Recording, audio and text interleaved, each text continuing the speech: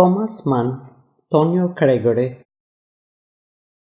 Dielli dimror, I fshihur pas hareve të dendura, I hit të qytetit të strukur me smurësh të larta, një dritë të pakët qumshtore në të bardhë matë. Në rrugët me vallëzina, të lagura qull dhe plot shkull me ere, binte her pas here një lloj breshëri sjullët, që si ishte as akull, as dëborë. Mësimi kishte mbaruar, përmes oborrit të shtruar me pllaka dhe te parmakëve, derdhej vala e fëmijëve të lirë tani që ndaheshin e ja mbathnin sa majtas djathtas. Nxënësit e rritur shtrëngonin hieron turrin e librave në sjetullën e majt, ndërsa me krahun e djathtë vozitnin kundër erës drejt drekës që I priste. Të vegjlit hidheshin e redhnin trokthi plot gas, duke përhapur spërka dëbore të shkrirë, ndërkohë që aletet e shkencës u përpiqeshin brenda çantave prej lëkure foke. Por kohë më kohë, të gjithë sa ishin, me një pamje engjëlli, hiqnin kasketat para ndonjë profesori me kapele votani, apo me mjekër Zeusi që largohej me hap të rëndë. "Hë pra Hans, po vjen apo jo?" pyeti Tonio Kregeri, I cili kishte një copë herë të madhe që priste në rrugë, dhe u drejtua buzëqeshur nga miku I tij, që po dilte prej portës së madhe, duke biseduar me shokët e tjerë e duke nxituar tani të largohej bashkë me ta. "Ç'po thua?" pyeti djaloshi dhe vështroi Tonion. "Ah, po, vërtet, e kishim lënë të bënim një xhiro bashkë." Tonio e sta gjë, por syt ju veshën. Pra Hansi pas ka harruar, vetëm tani po u kujtoka që I kishin lënë të shëtisnin bashkë sot në mesditë, ndërsa ai e kishte pasur çdo rast në mend dhe s'kishte rreshtur së gëzuar I kësaj shëtitjeje që kurse e kishin vendosur. "Po mirë, hej, mirupafshim ju të tjerët," u tha Hansi shokëve. "Po bëjmë edhe një xhiro unë e Kregeri." Dhe të dy miqt morën nga e majta, ndërsa të tjerët me hap shëtitjeje bën djathtas. Hansi dhe Tonios u mbetej kohë të shëtisnin pas mësimeve, se të dy ishin nga ato familje që hanin drekën jo para orës 4. Baballarët I kishin tregtar të mëdhenj që kryenin edhe funksione zyrtare dhe ishin emra me peshë në qytet. Hansënat ishin prej kush disa breza shponar të kantiereve të mëdha buz lumit, ku sharrat vigane mekanike prisnin në mes të krismave fishkëllimave trungjet e trasha. Ndërsa Tonioja ishte biri I konsullit Kreger. Thasët me grur të cilit shiheshin për ditë në qytet, tek I mbartin me karro të stamposur me emrin e ndërmarrjes, me shkronja të mëdha të zeza, dhe shtëpia e madhe e stërgjyshërve të tij ishte më e bukur e qytetit. Dy miqve u duhej të hiqnin shpesh kapelat, sepse çdo rast hasnin të njohur, dhe madje shumë veti përshëndesnin të parët këta djelmoshe 14 vjeçar. Që të dy I mbanin çantat në shpinë, dhe që të dy ishin veshur mirë dhe trash. Hansi me pallto treqarekshë detare, me të cilën kishte nxjerrë jakën e gjerë blu të kostumit të tij marinar, që e ambulonte supet dhe një pjesë të shpinës, ndërsa Tonioja me një pallto të përhimt me rip. Hansi kishte një beret marinari danes me fjongë të shkurtra, nga e cila dilte një cullufe flokësh të verdhë si ngjyrë liri. Ishte shumë I pashëm dhe me trup të rregullt, shpatull gjerë e I ngushtë nga vithet, me sy blu me vizollime qeliku, me një vështrim të gjallë të shkujdesur, ndërsa në kësullën e rumbullakët për egzofit të Tonios, në një fytyrë të zeshkët me tiparet holla jugore, dukeshin dy sy të zinj, me hije të lehtë, me qepalla të rënda dhe me një shprehje ëndrruese dhe pak si në ngurrim. Forma e buzëve dhe mjekrës kishte një finesë të rrallë. Ecjen e kishte të shkathët e të çrregullt, ndërsa këmbët e derdhura të Hansit, e veshur me çorape të zeza, çapiteshin me një ecje elastike të ritmuar. Tonioja s'fliste, ai vuante, gjithë duke rrudhur vetullat, sa vetullat pjertha, edhe duke mbledhur buzët si për të fërshëllyer, ai vështronte larg, duke vajisur kryet. I kishte të vetët këtë qëndrim me këtë shprehje. Befas Hansi I futi krahun, ndërsa I hitte një vështrim shkarazi, se e kuptonte më së miri që bluante në mend. Edhe Tonioja, megjithse bëri akoma edhe ca hapa pa folur, e ndiu befas veten krejt të zbutur. "Do them të drejtën, Tonio, jo se harrova," tha Hansi duke ulur syt nga trotuari para vetes, "por thash se me këtë mot të keq e të lagësht, ko të dilnim. Po prapë s'bëjmë keq që dalim, dhe ti u tregove shumë I dashur që më prite. Kujtova se duke ishe ikur në shtëpi, edhe s'më erdhi mirë." Me të dëgjuar këtë fjalë, Tonios I gufoi zemra nga gëzimi. E po atëherë e ja shkojmë andej nga ledhet. Njëherë nga ledhi Mullirit, pastaj nga ledhi Holsteinit, tha me zot mallngjyrë. Edhe pastaj të përcjell unë në shtëpi Hans. S'prish unë se do të kthehem vetëm. Megjithmonë ta them. Herën tjetër më përcjell ti, njësoj është. Ç'është e drejta thellë në vete, ai u subisonte edhe aq shpjegimeve të Hansit, edhe ndjente mirëfilli se ky kushtonte më pak se gjysma rëndësisë që jepte ai vetë kësaj shëtitje me shokun. Por ama e shihte edhe se Hansi që penduar për harresën dhe mundoi me gjithë shpirt të merrte me të mirë. Edhe Tonio e s'kishte as pak nërmend t'i binte me shkelm pajtimit. Puna ishte se Tonio e donte fort Hansenin, edhe tashmë kishte vuajtur mjaft nga shkaku i tij. Ai që do më fort është më i dobti edhe duhet të vuaj. Shpirti i tij për i 14 vjeçari e kishte nxënë tashmë nga jeta këtë mësim të thjeshtë të rrept. Edhe ashtu si ishte gatuar, ai i thithte sa kaq përvoja të tilla. I shënonte si thuash në shpirtin e tij, dhe ato i jepnin bile edhe një farë kënaqësie, pa e nxitur të ndreqte sjelljen e tij apo të nxirrte në një përfitim praktik. Mësimet të tilla i dukeshin shumë më të rëndësishme e interesante se sa njohuritë që e detyronin të mësonte në shkollë. Dhe ai e kalonte pjesën më të madhe të orëve të mësimit në ato klasa me kube gotike, duke i sjellë përsjell këto ndijime, gjersa tua nxirrte fundin e tua zhbironte deri thellë kuptimin. Edhe kjo punë i jepte atë kënaqësi që ndjente edhe vetë kur vente e vinte në përdhom me violinë, se i binte violinës, tek përzjente atë tinguj të butë, sa më të butë që të mund të nxirrte me pllaqëritjet e fiskajës së ujit, e cila ngrihej që poshtë nga kopshti, e hidhej e përdridhej deri në degët e arrës së vjetër. Fiskaja e ujit, arra e vjetër, violina, dhe atjetej deti, ai deti Baltik, të cilit gjatë pushimeve mund t'ia gjermonte ëndrrat verore, këto ishin gjërat që e donte zemra, me të cilat si thuash e rrethonte veten në mes të cilave zhvillohej jeta e tij shpirtërore. Gjëra që në vargje mund përdoreshin me efekt që në të vërtet haseshin shpesh në poezitë që bënte njëherë Tonio Kregeri. Rrethi i tij e kishte marrë vesh që kishte një fletore vjershash, krijimi të tijat. Për këtë e kishte vetë fajen dhe vuante nga kjo, qoftë nga shokët, qoftë nga profesorët.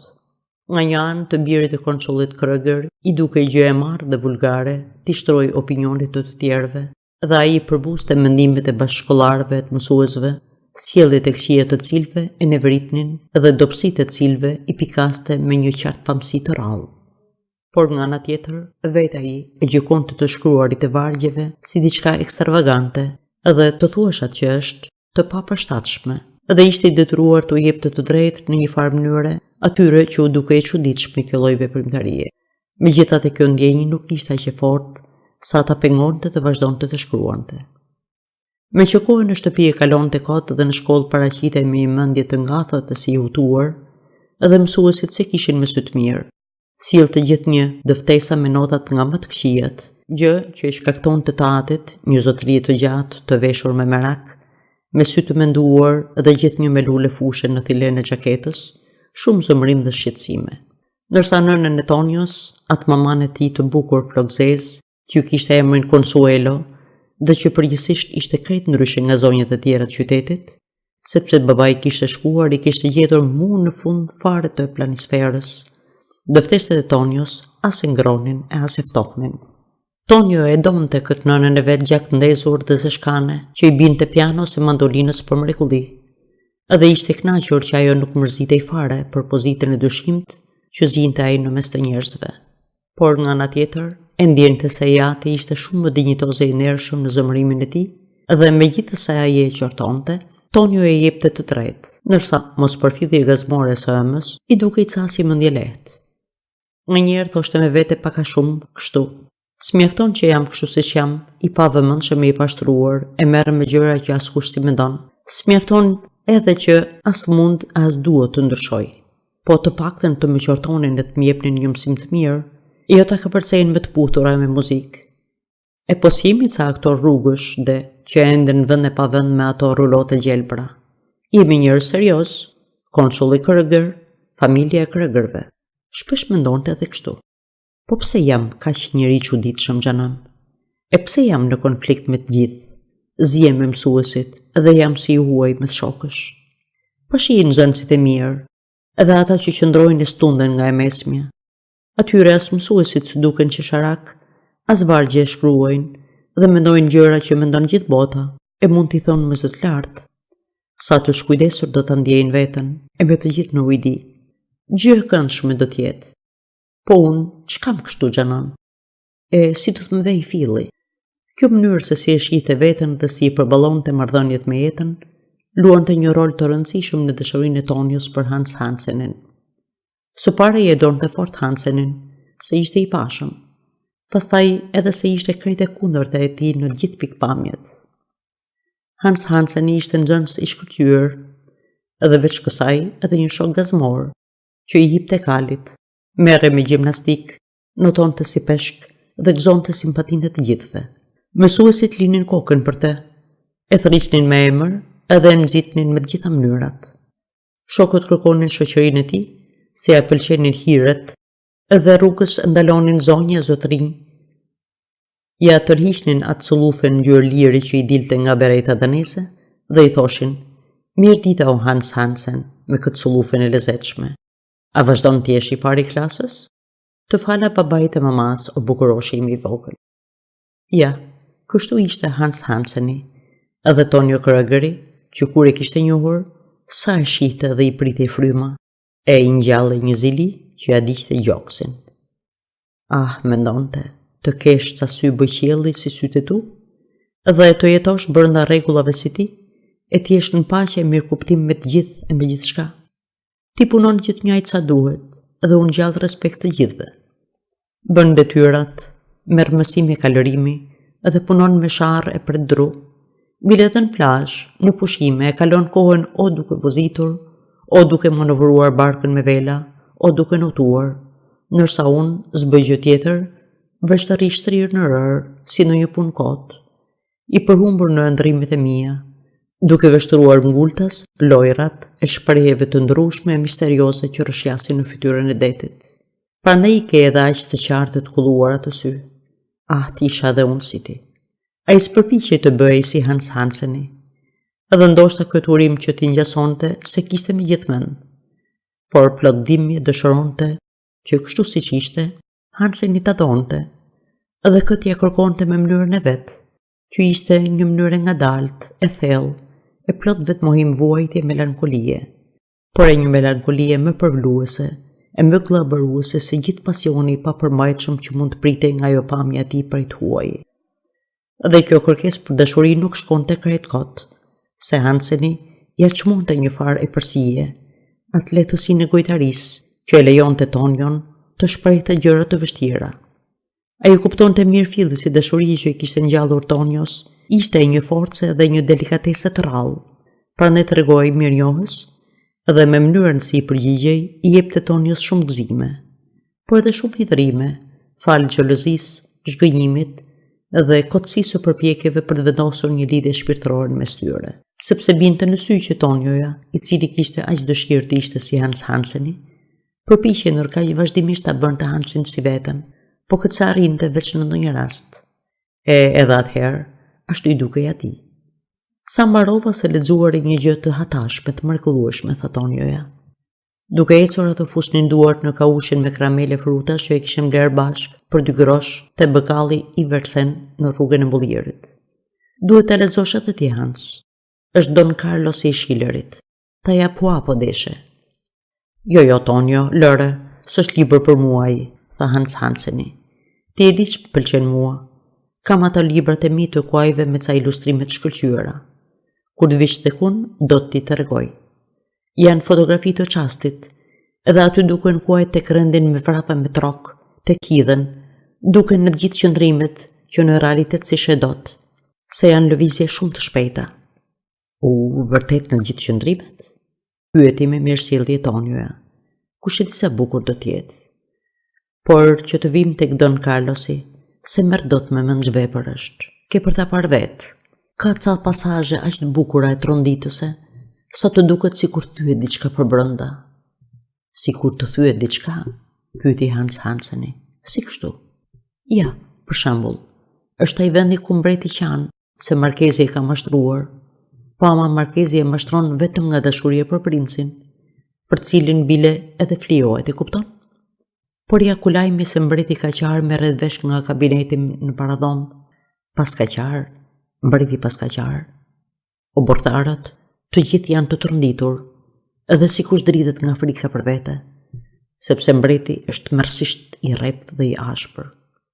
Por së është dorë të kuptosh pse ka qarë mbreti, edhe mua për vete, më shumë vjen keq për të se për princin e markezin bashk. Se është gjithë një kaq i vetmuar e pa ndonjë njeri që ta doj, edhe kur pandej më në fund se gjeti një njeri të cilit mund t'i besoj, ky njeri e traton. Hansen e vështroi shkarazi Tonion dhe në fytyrën e tij diçezjoi interesin për subjektin, sepse befa si futi krahun shokut dhe i tha: "E si e tradhtoi o Tonio?" Tonioja nisi të flasë me gjithë zerr. "Puna është, ja nisi ai, se të gjitha letrat për Brabantin dhe Flandrën." "Shih, po vjen Ervin Jimertali", ja bëri Hanseni. Tonioja heshti. "Në djallë dhe ky Jimertali, mendoj. Nga në u shpif tani.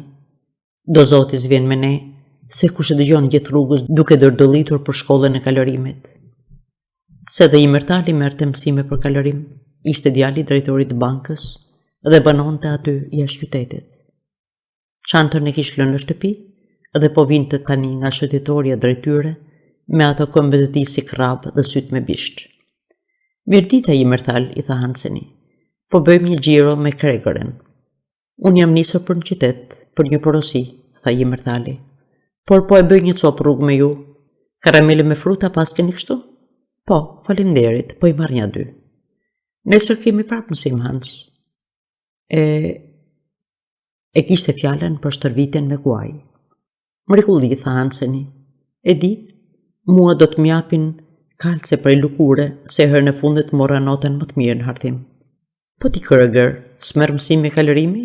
pyeti Jimertali, edhe sytë e tij ishin bërë tani si dy çara të ndritshme. "Jo", u përgjigj Tonioja sa me zgju dëgjua. "Lutju babai që të vish edhe ti Kreger", vëreti Hanseni. "Po", tha Tonioja, rrëmbimthi, por edhe me mos përfillje. Fyti u shtrëngua një çast, sepse Hansi e kishte thirrur me mbiemër, dhe Hansi me sa dukej e ndjeu këtë, sepse tha si për të shpjeguar: "Të thërres Kreger sepse atë emrin e keca si të çuditshëm. Më fal, po të them të drejtën, emri yt më pëlqen fare, Tonio. Bile s'është fare emër, po se mos ke fajti, hiç fare." "Me siguri që të kanë vënë këtë emër se ti nglloni huaj dhe duket si i veçantë", tha Jimertali, duke u shtirur sikur donte ta rregullonte muhabetin. Tonio si u drodhën buzët, por e përmbajti veten dhe tha: "Po, vërtet është emër kot. Edhe mua do të më pëlqente më shumë sikur të më quanin Henrik apo Wilhelm. Po më kanë vënë emrin e dajërsim, Antonio, se ju e dini që nënën se kam prej këndej." Pastaj heshti dhe i la të dy të tjerë të flisnin për kuajt e pajimet e tyre. Hansi i kishte shkuar krahun Jimertalit dhe kuvendonte vetëm me një interes dhe gjallëri që s'kishte qenë mundur të zgjonte Don Carlosi. Her pas here Tonio si vinte të shkrehej në vaj, e qare i ngacmonte hundën dhe me zi e përmbante mjekën që s'po pushonte së dridhuri. Hansi si ja hornepste emrin, ç'ti bëje? Atë quonin Hans? Jimertalin Ervin. Mirë, këto ishin emrat një orë nga të gjithë, që nuk ka bisnin njeri, nërsa Tonioja kishte diçka të veçantë, duke i emër i huaj. Po ai nga të gjitha anët kishte diçka të veçantë në vetvete.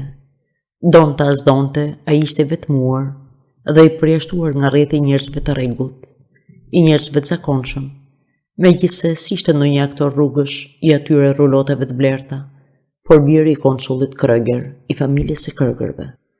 Po pse Hansi e thriste Tonio, kur ishin vetëm dhe sa vinte një i tretë, ati i vinte turp prej tij? Megjithatë, nga njerë tregoi plot dëmshuri dhe mirë kuptim. Po, vërtet.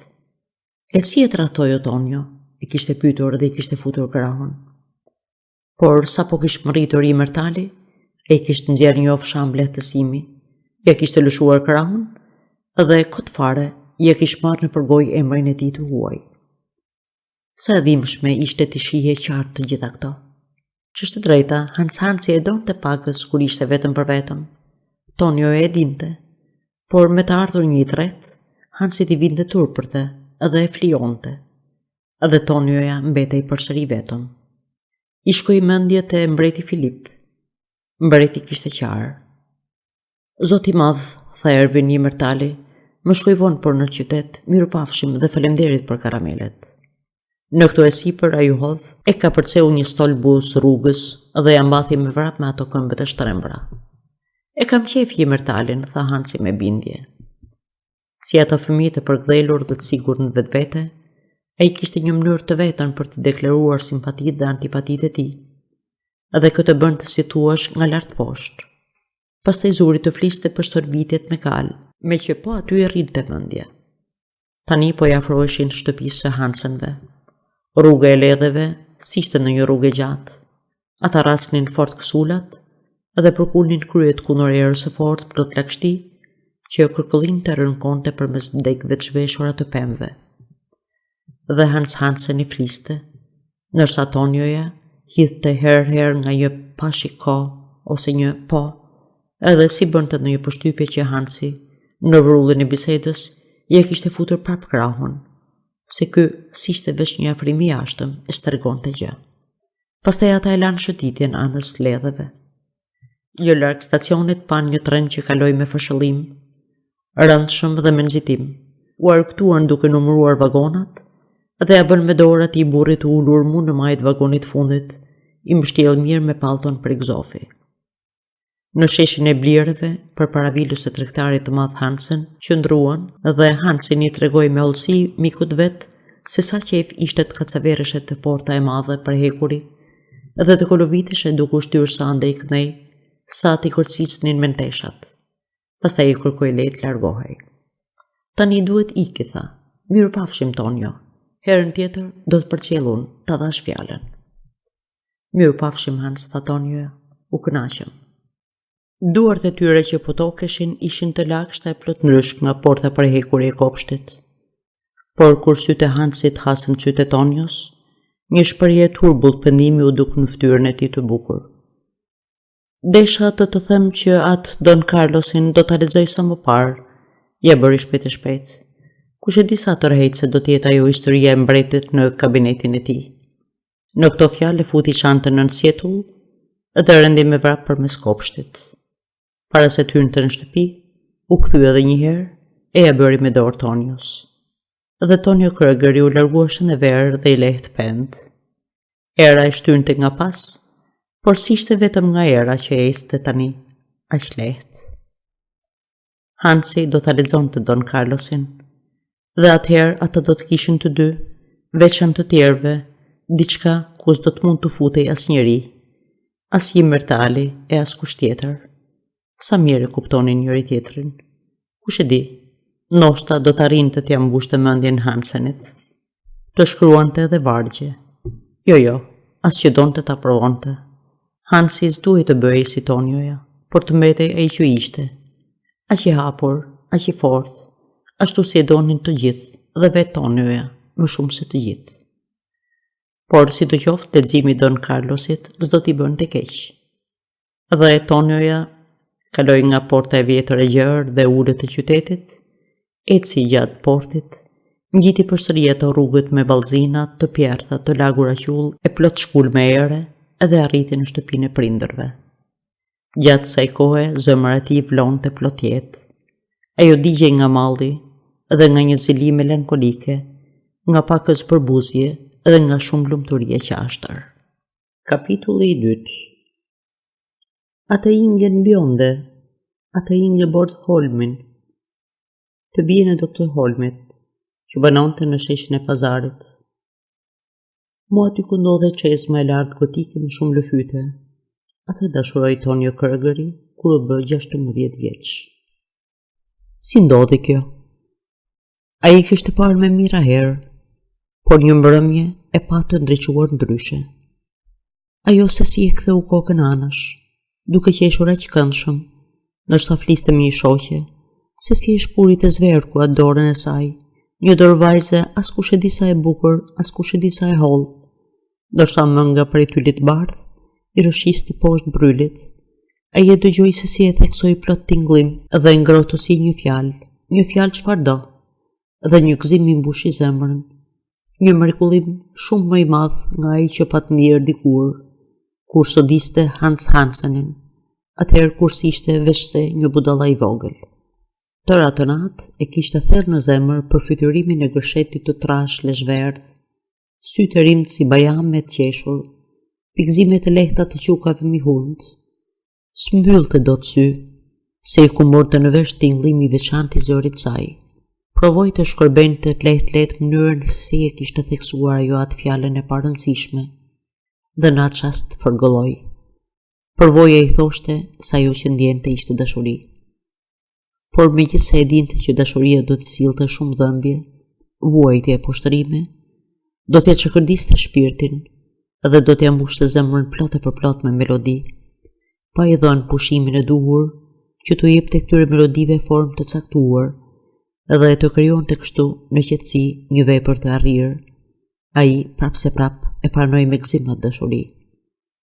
Udhëhetori pas saj dhe u shjo me të gjitha forcat e shpirtit, sepse e dinte që dashuria të pasuron e të mban gjallë.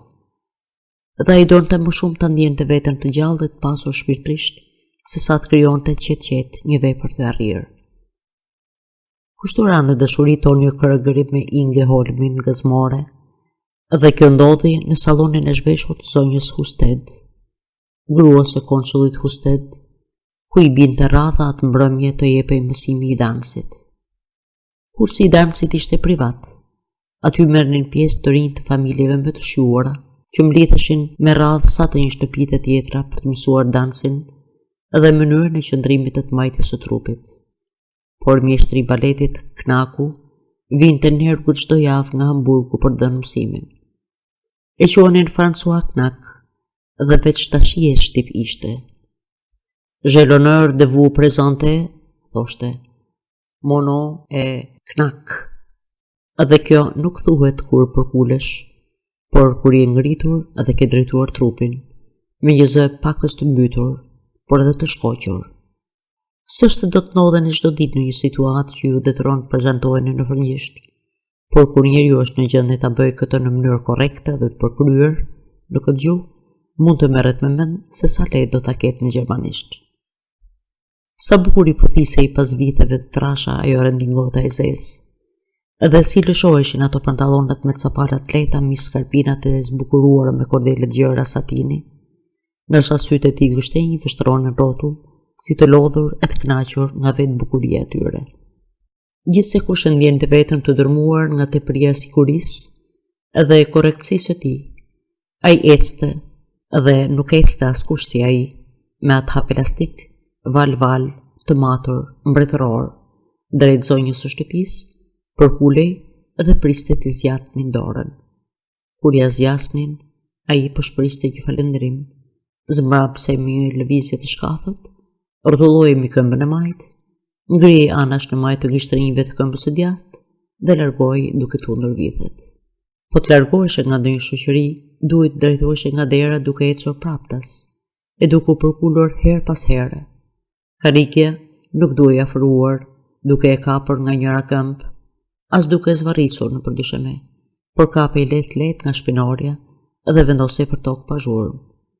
Nuk rrihej ulur në karike me duart mbi bark dhe me gjuhën e cep të gojës, dhe po të ndodhte ta bënit këtë, Zoti Knak dinte t'ju shkërbente aq bukur sa t'ju ngjallte për këtë qëndrim një neveri për gjithë jetën.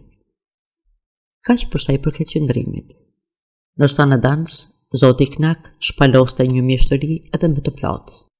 Në sallonin ku i kishin hequr orëndit, ndriste flaka llambadarit me gaz dhe e qerinjve me oxhak. Dyshemeja ishte pudrosur me talk dhe nxënësit qëndronin në këmbë rreth rrotull në një gjysmë rrethit të heshtur. Te derës në dhomën ngjitur, nënat dhe tetot rrinin ulur në karriket veshur me pelush dhe sodisnin me lornjone se si Zoti Knak i përkulur përpara, duke majtur në dy anët cepat rendingotës me majt gishtave dhe monstronte me këmbët e tij elastike pjesët të ndryshme të mazurkës. Por kur i shkrepte ta linte krejt pa mend publikun e vet, ngrihej befas dhe kot fare nga dyshemeja, duke rrotulluar këmbët njëra pas tjetrës dhe me një shpejtësi marrëmendse përshkronte, kështu një lloj trilli, edhe binte përsëri për tokë me një pluf të shurdhët, që trondiste gjithçka nga themelet. Shmajmuni në veritshëm, thoshte me vete Tonio Kregeri. Por ai e shihte mirë që Inge Holmi, Inge e gazmore, i ndiqte shpesh lëvizjet e zotit Knak me një bosjeshet për humbur, dhe s'ishte vetëm kjo mjeshtri fizike atashme që ngjallte asaj një lloj admirimi, zhvështrim të qetë të kthjellët kishin sytë e zotit Knak. Ato sy nuk depërtonin gjërat, po futeshin deri aty ku bëshin të nërlikuara të trishtuara. S'dinin asgjë ato sy, përveç se ishin ngjyrë gështenj dhe të bukur. Por prandaj qëndrimi i tij ishte edhe aq krenar. Po duhet ishe budalla që të mund të ecje si ai, po ashtu të donin ama se bëshe i dashur. Ai kuptonte mirë filli pse vështronte ashtu zotin Knak Ingeja, bjondja Inge, e këndshmja Inge. Po atë vallë do ta shitet në një vajzë ashtu. Ah, po, ndodhi dhe kjo. Në kurs ishte dhe Magdalena Vermereni, e bia avokatit Vermeren, me ca buzë të holla dhe me ca sy të mdhenj, të zinj e të sinqert, serioze plot njëjnë. Në kërcimin ndodhte të rrëzohej shpesh, po ajo shkonte dhe e merrte kur i kishin radhën damat të zgjidhin kavalierët. Ajo dinte që ai bënte vjersha dhe 2 herë ishte lutur t'ia jepte.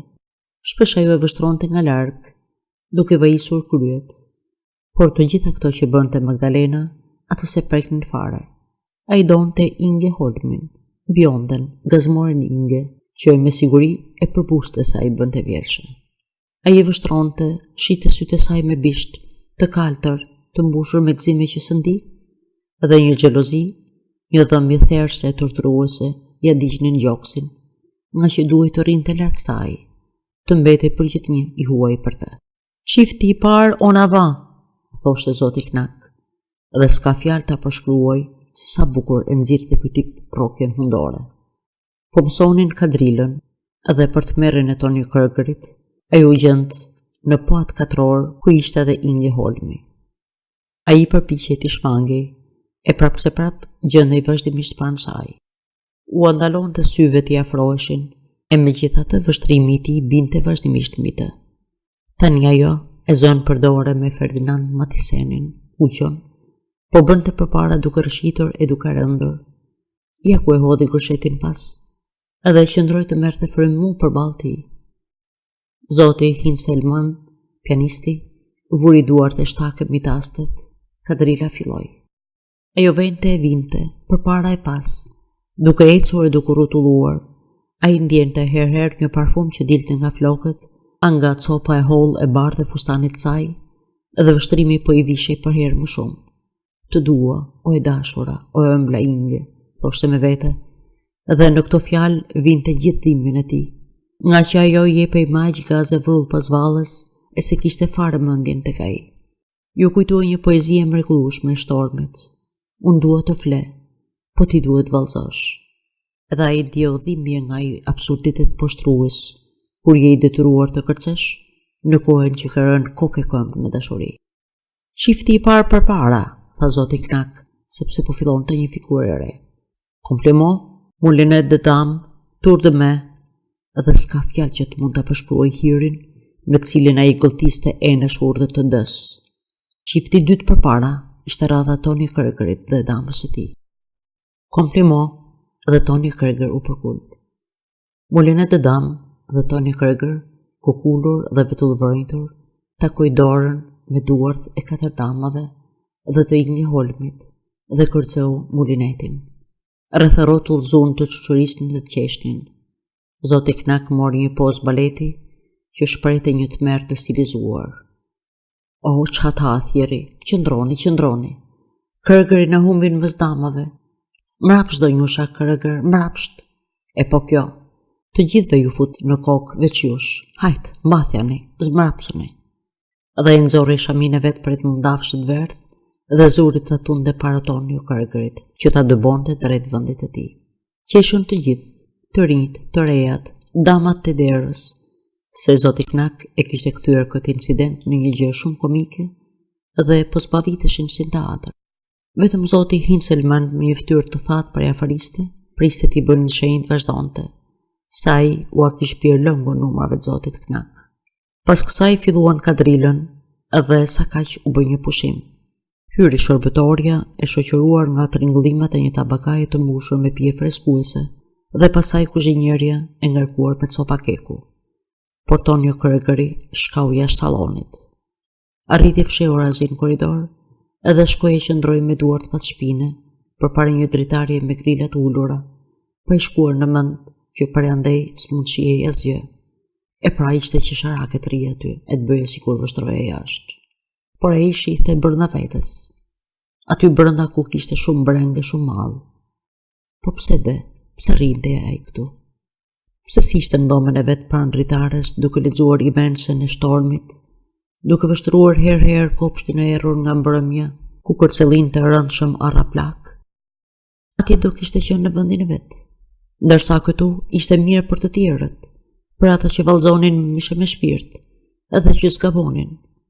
E megjithatë, jo, vendi i ishte këtu, ku e ndjente veten pranë Indjes, qoftë edhe kur i rrinte larg i vetmuar, duke përpjekur të shjuante në mes të gumzhimit së bisedave, të tringullimit së gotave të qeshurave, zërin e saj, ku drithronte gjithë ngrohtësia e jetës. O, ata sytë e tu të rimët, të qeshore me bisht, o bjondja Indje. Njeriu mund t'jeti bukur i gazmuar si ti, vetëm kur lexon imensën, edhe kur s'përpiqet të shkruajë diçka të ngjashme të vet, ja e keqja. Ajo duhet të vinte, duhet i binte në sy, që ai ishte me aty në sallon, të ndjente se shpëndolte me të, ta ndiqte pas fshehur azi, t'i vinte dorën supet i thoshte, e të kthehemi bashkë, mos u mërzit, unë të dua. Dhe ai zjati veshin dhe priti me jankë të kotë që ajo të vinte, po ajo s'u duk. S'nodhen ndonjëherë këto gjëra në jetë. A kishte qeshur dhe ajo vallë të si tjerët? Po, kishte qeshur, sa të që ai do të kishte pasur shumë dëshirë ta mohonte këtë, qoftë për të e qoftë për vete. E megjithatë, ai e kishte kërcyer bulin e dëdam, vetëm sepse kishte qenë krejt i robëruar nga prania e saj. E pastaj çdilte nga kjo. Ndoshta do të vinte dita kur do ta përqeshnin më. As ja kishin pranuar para ca kohësh një poezi të tij, megjithse gazeta pastaj ishte mbyllur para se të mund botohej poezie. Do të vinte dita kur ai do të bëhej i famshëm, kur gjithë çdo të shkruante do t'i botohej, e pastaj të shohim a do t'i bënte as do t'i bënte përshtypje kjo Inge Holmit. Po kote kishte. Asaj s'kishte për t'i bërë asnjë përshtypje. Kjo është e vërteta. Magdalena Vermerenit, asaj që rrëzohej gjithnjë, po, asaj do t'i bënte përshtypje. Kurse Inge Holmit, Inge zgazmore, sy kaltër, hiç fare. E po atëherë, as ishte e kot gjithçka. Tonio Kregerit ju ndrytë zemra në dhimbje nga ky mendim. Të ndihesh si të glojnë për brenda forca mrekullisht lozanjare melankolike, dhe një herë është të dish se ata, drejt cilave të shtyn malli yt i zjarrt, ngelen ndaj tyre të ftohtë mos përfillës, kjo ta brengos pa mas shpirtin. Por megjithse qëndronte i vetëm, i pa përfillur dhe i pa shpresë përpara një grile të ulur, dhe hiqej në hidhrimin e tij sikur të mund të shihte tej asaj grile, ai megjithatë ishte i lumtur, sepse gjatë kësaj kohe zemra e tij vlonte plot jetë. Ajo rrihte me zjarre trishtim për ty, o Ingeborg Holm. Shpirti i tij përqafonte fort figurën tënde të vogël, bjonde, të qelët, të gjallë e të rëndomët, edhe mohonte vetveten me kënaqësi. Mëse njëherë ai qëndroi me fytyrën që i diqte në ndonjë vend të vetmuar, ku tingujt e muzikës, aroma e luleve edhe tringullima e gotave arrinin të dobësuara, duke u përpjekur të shjuante me zgumzhimin së largët të festës timbrin e zorit tënd, duke vuajtur për shkakun tënd, e prapse prap i lumtur. Mëse njëherë pati ndjer veten të lënduar, nga që me Magdalena Vermerenin, ato që rrëzohej gjithnjë, mund të fliste, nga që ajo kuptonte dhe qeshte, dhe bëhej serioze një herësh me të. Ndërsa bjondja Inge, edhe kur ai ishte i ulur pranë saj, i duke e largët, e huaj dhe çuditshme, sepse gjua e saj si ishte e tij, e prapse prap ai ishte i lumtur, sepse lumturia, thoshte me vete, s'është të duan, aty s'ke vesh kënaqje të kotësisë, përzierë me sa përbuzje. Lumturia është të duash, edhe ndoshta të kapësh aty këtu ca çaste të vogla, ku ke iluzionin se je pranë njeriut që do. Edhe e shënoi këtë mendim në zemër, i shkoi deri në fund kuptimit të tij, edhe e provoi të tërë fuqinë e asaj ndjesie. Besnikëri, mendonte Tonio Kregeri. Duhet të jem besnike të duaj Ingeborg sa të jem gjallë. Aq të mira i kishte qëllimet. Edhe ndërkaq, një ndjenjë frike dhe trishtimi i përshpëriste me zë fare të ulët, se Hans Hansenin ai e kishte harruar krejt, megjithse e shihte për ditë. Edhe që ishte u rryer për të qarë hallin në këtë mes, që se ky zë përshpëritës dhe ca i lik kishte të drejtë, se koha kaloi, edhe erdhi një ditë kur Tonio Kregeri s'ke më aq gatshëm të vdiste domos për Ingen gazmore, sepse ai ndjeu dëshirë dhe forcë për të bërë në botë sipas mënyrës së vet një tokë çuditësh. Dhe ai era qartë me kujdes altarit teorive ku digjej flaka e qashtër dhe e pastër e dashurisë së tij. Ju përul, i fryu, edhe u shjeu me të gjitha mënyrat, sepse donte të ishte besnik. Por pas ca kohe, pa u vënë re, pa zhurmë, pa shpërthim, ajo flak prapse parpushua. Gjithsesi, Tonio Kregeri qëndroi dhe për ca kohë para altarit të ftohur, i habitur i zhgënjur te mase që besnikëria s'qen ke shëmundër në këtë botë, pas e ngriti supet dhe eci rrugës së vet. Ndoqi rrugën që duhet të ndiqte, me një hap të ngathët e të shregullt, duke vëshëllyer dhe duke vështruar larg, me kryet vajisur edhe në smorë hudhën e duhur, kjo ndodhej sepse për disa njerëz nuk ka fare një rrugë të vërtetë. Kur i pyesnin ç'mendonte të bënte në të ardhmen, jepte përgjigje të ndryshme, sepse i kishte zakon të thoshte, dhe tashmë e kishte mbajtur shënim këtë, se mbarte në vete mundësitë e mira forma jetësh, bashkuar kjo me ndërgjegjen e fshehtë, se në fundet ato ishin thjesht pamundësira. Që përpara se të lindte qytetin e ngushtë ku kishte lindur, vargojnë të lidhjet që e mbanin aty kishin liruar dhe ngadalë. Familja e vjetër e Kregerve ishte shkërmoqur dhe shpërbërca e nga ca, dhe njerëzit kishin të drejtë të mendonin se Tonio Kregeri ishte i atill dhe çdonjas, nga që ashtu i kishte ardhur jeta. Nëna e të atit, kryetarja e fisit, kishte vdekur, dhe pas sa kohë vdiq edhe ati, ai zotëria i gjatë i menduar, i veshur me kujdes, që mbante gjithnjë një lule fushe në thile. E vunë në shitje shtëpinë e madhe të Kregerve, me gjithë kaluarën e saj të nervuar, dhe firma tregtare mori fund të ajo. Ndërsa nëna e Tonios, ajo mama e bukur dhe gjakndezur, që i binte aq mrekullisht pianos dhe mandolinës, dhe që së çante kokën për asgjë, ajo në krye të vitit u martua prapë, kësaj radhe me një muzikant, një virtuoz me një emër italian, të cilin e ndoqi pas atje në kaltërsirat e largta. Tonio Kregerit hyu duke një qëndrim pak si i shturur, por a mos kishte ai të drejtë ta ndalonte? Ai që shkruante vargje dhe që s'dite të thoshte biles as se ç'mendonte të bëhej në këtë botë. Dhe ai e la qytetin e lindjes me ato rrugët dredha me ballzina, rreth të cilave vëshëllonte era plot lagështi. E la fiskajin e ujit dhe arrën plak në kopsht, me të cilën kishte qarë hallet në rini. E la dhe detin që e donte aq shumë, dhe s'ndiu fare trishtim, sepse ishte rritur edhe i kishin ardhur mend. I njihte mirë tani vetveten, dhe tallej me atje të rëndonte të vockël që i kishte mbajtur rob për kaq kohë. U dha me mishë me shpirt pas asaj force që ju duk si më fisnikja në botë, në shërbim të së cilës e ndjente veten të thirrur, që i premton madhështinë dhe famën, forcën e mendjes dhe të fjalës, që mbretëron buzëqeshur mbi jetën e pandërgjegjshme dhe të heshtur. U dha pas saj me tërë pasionin e vet rinor, edhe ajo shpërbleu me gjithë ç'kishte në dorë të dhuronte, dhe i rrëmbeu pa mëshirë gjithë ç'kishte zakon të marrë si këmbim. Jam përhu vështrimin edhe bëri të zbulonte fjalët e mëdha që u gufojnë krahëroret e njerëzve. Ja hapi portat e shpirtrave të tjerëve, si të shpirtit ti, e bëri parashikues, i rrethou anën e brendshme të botës, edhe atë që gjendet në fund fare në veprimet dhe fjalët. Dhe ajo që pa ai që kjo, gjithçka ishte qesharake dhe e mirë dhe qesharake.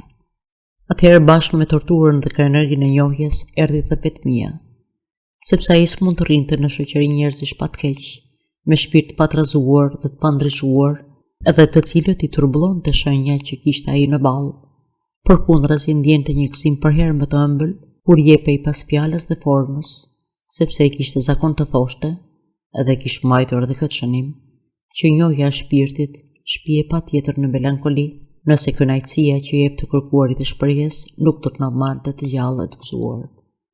Jetonte në qytete të mëdha në jug, ku dielli si shpresonte do t'ia piqte pakursi Martin, dhe ndoshta aty e të riqte dhe gjaku i së ëmës. Por me që zemrën e kishte të vdekur e pa dashuri, ra në ca aventurat mishit, u zhyt thellë në voluptet dhe mëkat përvelues dhe hoqje e vuajti sa stuhet nga kjo.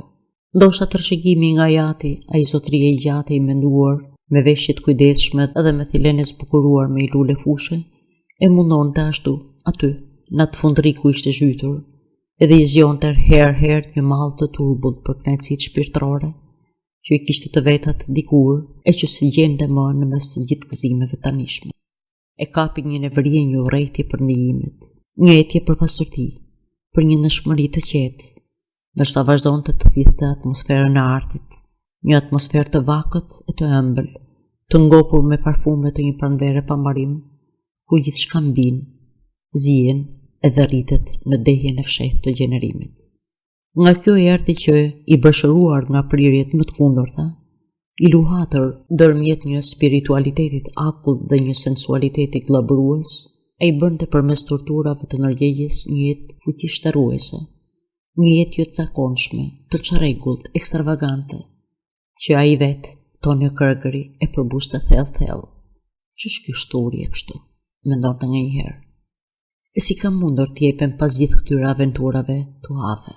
E po unë si jam dhe një aktor shëtitës, s'kam lindur në për ato rulotat e blerta, po sa më shumë që binte nga shëndeti, aq më shumë i holloi sensi artistik, i bëj të kanjos, i zgjedhur, i çmuar, fin, që s'duronte as më të voglin banalitet, dhe tepër i ndjeshëm në çështjet taktit të shijes.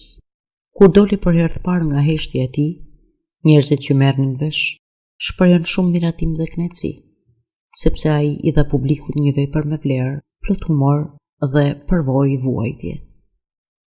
Dhe brenda një kohe të shkurtër emri i tij, po ai emër me të cilin dikur mësuesit e thrisnin për ta qortuar, me të cilin ai kishte nënshkruar vargjat e para për arrën, fiskajën e ujit dhe detin, ky tubim tingëllimësh jugore veriore, ky emër borgjes mbi të cilin kishte fryer pak egzotizëm, bëj një formulë që të kujtonte të përkryerën, sepse me saktësinë e dhimbshme të përvojës së tij bashkohej një përkushtim i rrallë ndaj punës, një përkushtim këmbëngulës ambicioz, që në luftë me shijen e tij delikate që ngacmoi shpejt, prodhonte, duke u paguar me ankth të vrullshme vepra të jashtëzakonshme. Ai spunonte si njeriu që punon për të jetuar, po si ai që s'do asgjë tjetër veç të punojë. Se si duket gjë vetja të ishte thjesht njeri gjallë, donte ta numëronin vetëm si krijues, dhe pjesën tjetër të kohës, kur shkrijonte, çapitej si njeri kot, si njeri i shpëlar, si puna aktorit që ka hequr makiazhin dhe që është një hiç, përderisa nuk ka se ç'të interpretoj. Punonte në heshtje, i mbyllur në dhomë, i papar nga askush, e plot përbuzje për shkrimtarucët, talenti të cilëve vlente vetëm si stoli për të dukur, dhe që qoftë edhe ata që ishin të pasur, qoftë të varfërit, dilnin në shoqëri si ca njerëz të egër, të veshur pa pikë kujdesi, ose shisnin mend me ca kravate prej snobësh, që kujtonin veten të lumtur, të dashur dhe artistik sa s'bëhet, edhe s'dinin se veprat e mira lindin vetëm në trysninë e një jete të keqe. Se po jetove s'punon, dhe se duhet t'jesh i vdekur për gjallët që t'jesh vërtet krijues. Kapitulli 4. A mos ju shqetësoj? Pyeti Tonio Kregeri në prag të ateljes. Kapelën e mbante në dorë dhe u përkut bile lehtë, megjithse Elisaveta Ivanovna e kishte mikesh dhe asaj ja tregonte të gjitha. Ju lutem, Tonio Kreger, hyni dhe lërin e ceremonit, ju përgjigj ajo, me theksin e saj këngëzues. Dihet që keni pasur fatin të merrni një edukat të mirë edhe që i dini mënyrat e sjelljes.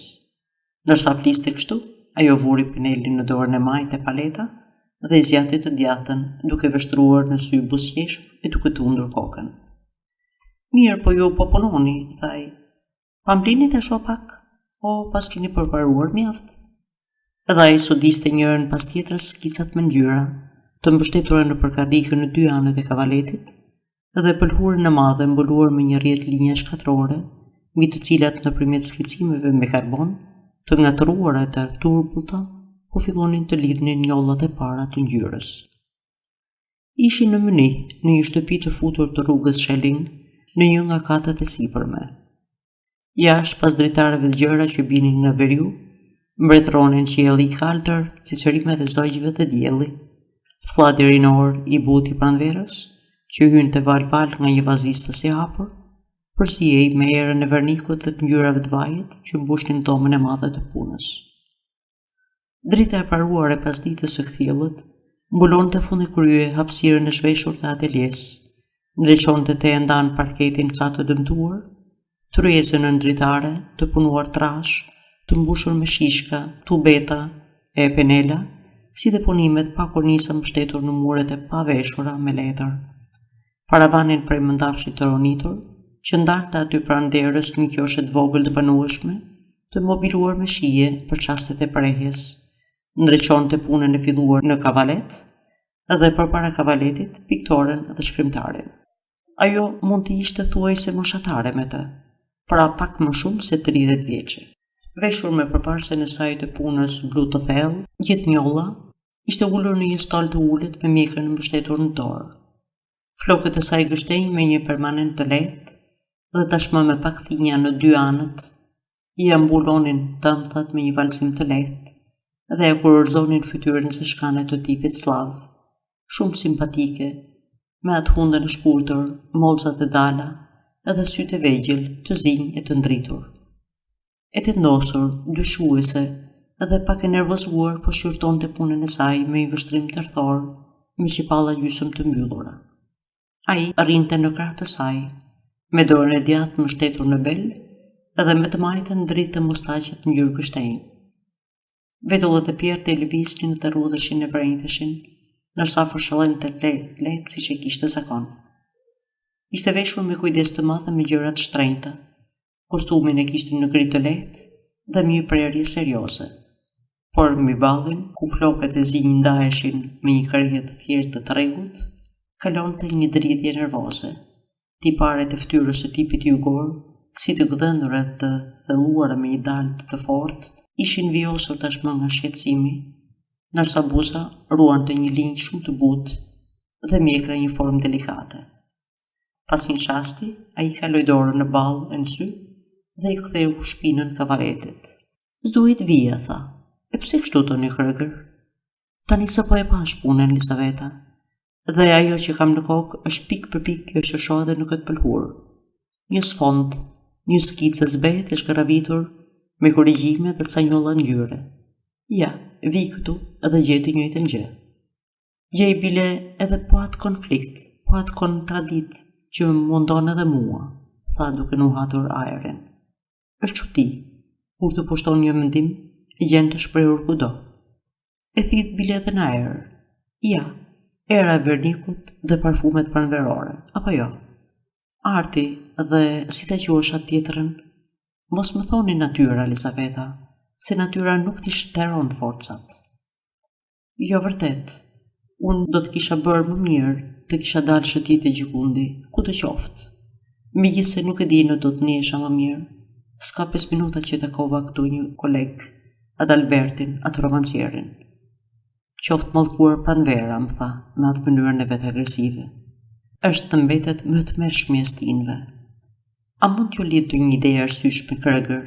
A mund punoni qetësisht për të më prehur qoftë edhe një detaj, për të arritur qoftë edhe efektin më të vogël, kur gjaku ju zjen në një mënyrë të papëlqyeshme, edhe kur një mas në jimesh pa vend ju të cysin, ndihme që sa po t'i nisni të shqyrtoni, ju dalin krejtësisht vulgar dhe të padobishme. Unë për vete po shkoj në kafene. Kafeneja është rulli i paanshëm, që spreket nga ndërrimet e stinëve, që përfaqëson si thuash sferë të largët dhe e prore të letërsisë, ku mund t'ju lindnin vetëm ide fisnike. Elisaveta po zbavitej. Bukur e tha Tonio Kreger. Bukur e tha atë punën e gjakut që zjen në një mënyrë të papëlqyeshme. Dhe deri në një farë pike ka të drejtë ai. se vërtet pranvera s'është daqe e përshtatshme për punë. Po tani më dëgjoni me vëmendje. Unë gjithsesi do të punoj edhe ca që ta përfundoj atë gjën e vogël, atë detajin ose atë efektin e vogël, siç do të thoshte Adalberti. Pastaj po shkojmë në sallon e po pim nga një çaj që edhe ju të shfreni se e shoh që pas keni një lëmsh në zemër sot. Sa të mbaroj unë, shtrukuni sipas shefit ku t'ju vi për më mbar, ja të zëmë tek ai sunduku aty, nëse ndruheni mos ju prishin këto rroba tuaja aristokratike. A lërme një rat me gjithë rroba, Elisaveta Ivanovna. Mos dashkeni të dalveshur me një xhaket kadife të shyrë apo me një mantel mëndafshi të kuq.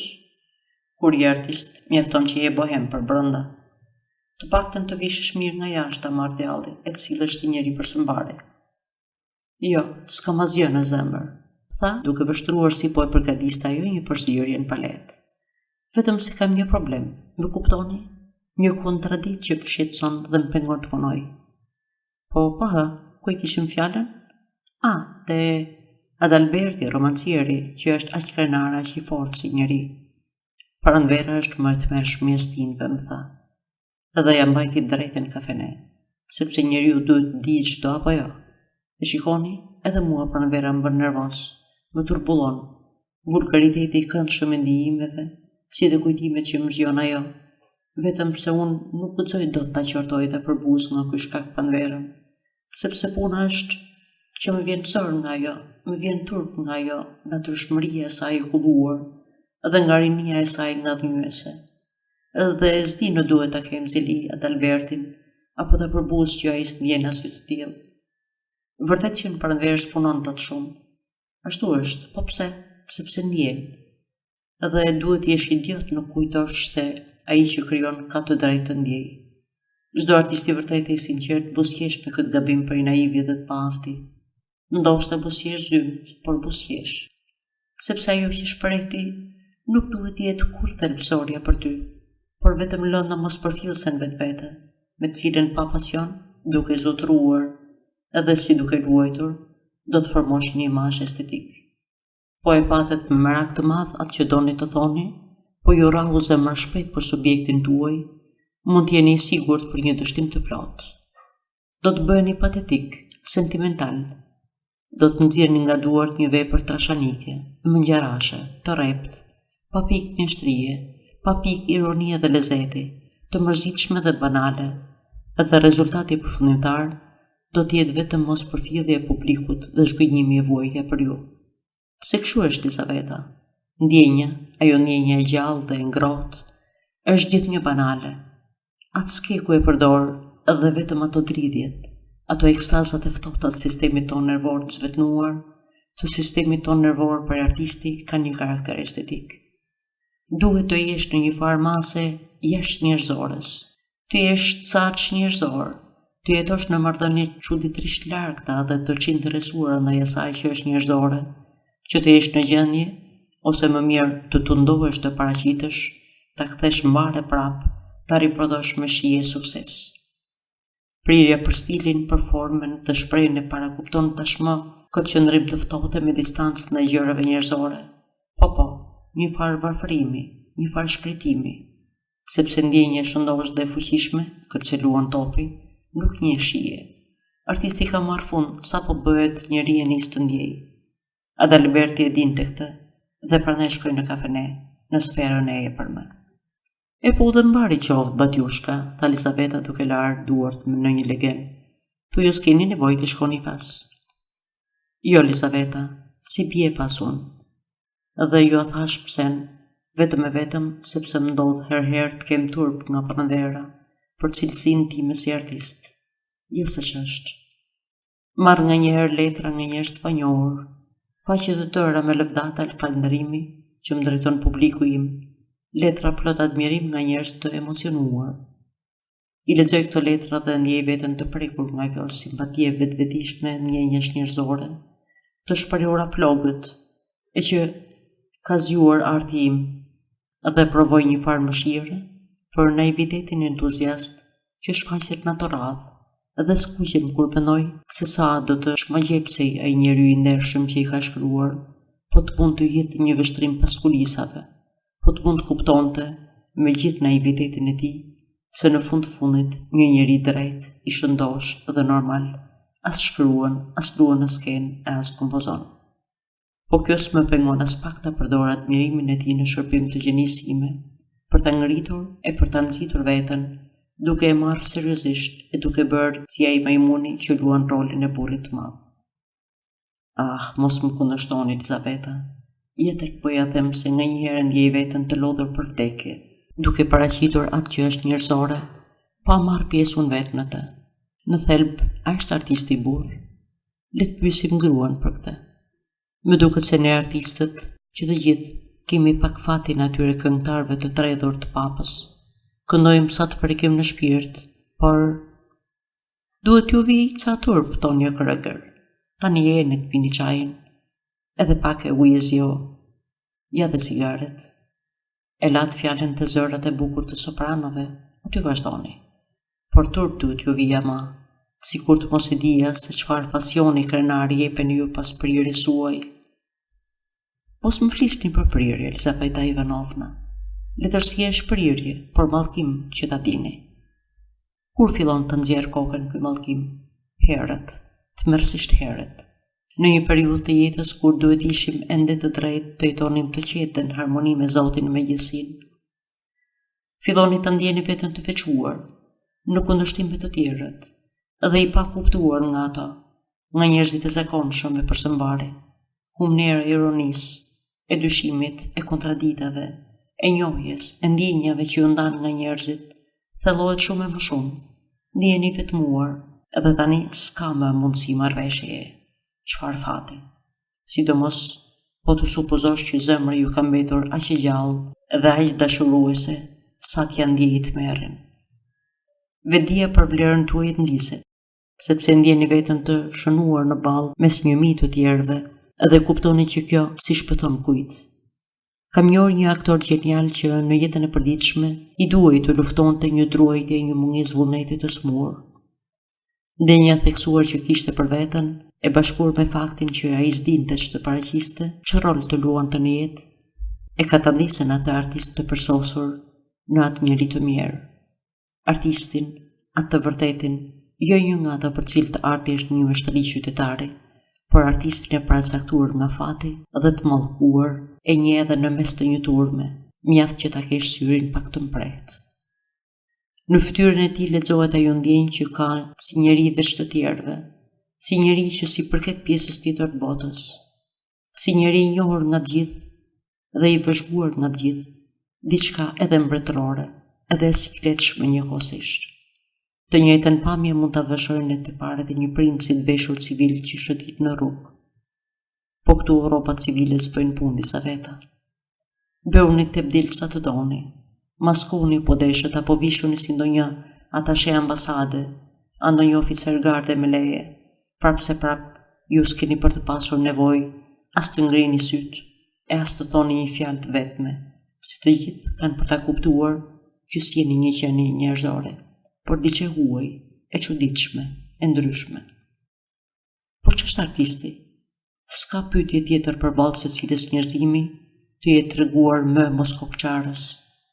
Është një dhunti, thonë përgjithsisht njerëzit e mirë, ata që janë në ndikimin e artistit, edhe me që si babaxhan që janë, kujtojnë se efektet gëzmore fisnike s'mund të kenë veç shkaqe, po aq gëzmore fisnike.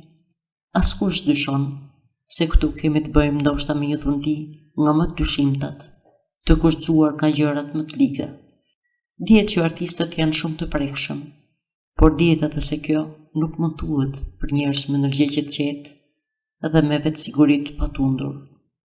E dini si është puna, Elizaveta? Thellë në shpirt, unë ushqej ndaj tipit të artistit, shpirtërisht them, gjithë dyshimin që secili nga stërgjyshrit e mi shumë të nderuar do të kishte pasur atje lart në qytetin tim të ngushtë, ndaj ndonjë si herbërsi apo aktore ndacak që do të vinte në derë të shtëpisë. Dëgjoni edhe këtë. Shoh një bankier, një afarist që ka nisur thinjet, i cili zotron dhuntinë të shkruarit të romaneve.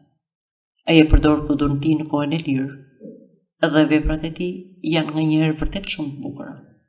E megjithatë, po e theksoj, Me gjithë këtë dhunti sublime që ka, ky njeri s'është krejt i kulluar. Përkundërzi, ai ka qenë ndërnuar me burgim të rënd për ca arsye mjaft bindëse. Por i ndodhi që pikërisht në burg të bëhej ndërgjegjshëm për dhuntinë e vet. Dhe përvojat si i burgosur formojnë motivet kryesore të gjithë krijimeve të tij. Nga kjo me pak guxim mund të nxirret përfundimisht se për të bërë shkrimtar duhet të njohësh një çfarë do lloj burgu.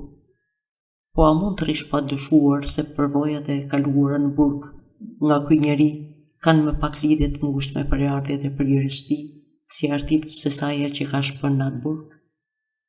Një bankier që shkruan romane është një gjë e rrallë apo jo? Por një bankier që s'ka kryer krime, një bankier pa vese i rregullt dhe që shkruan romane, kjo s'është parë kurrë.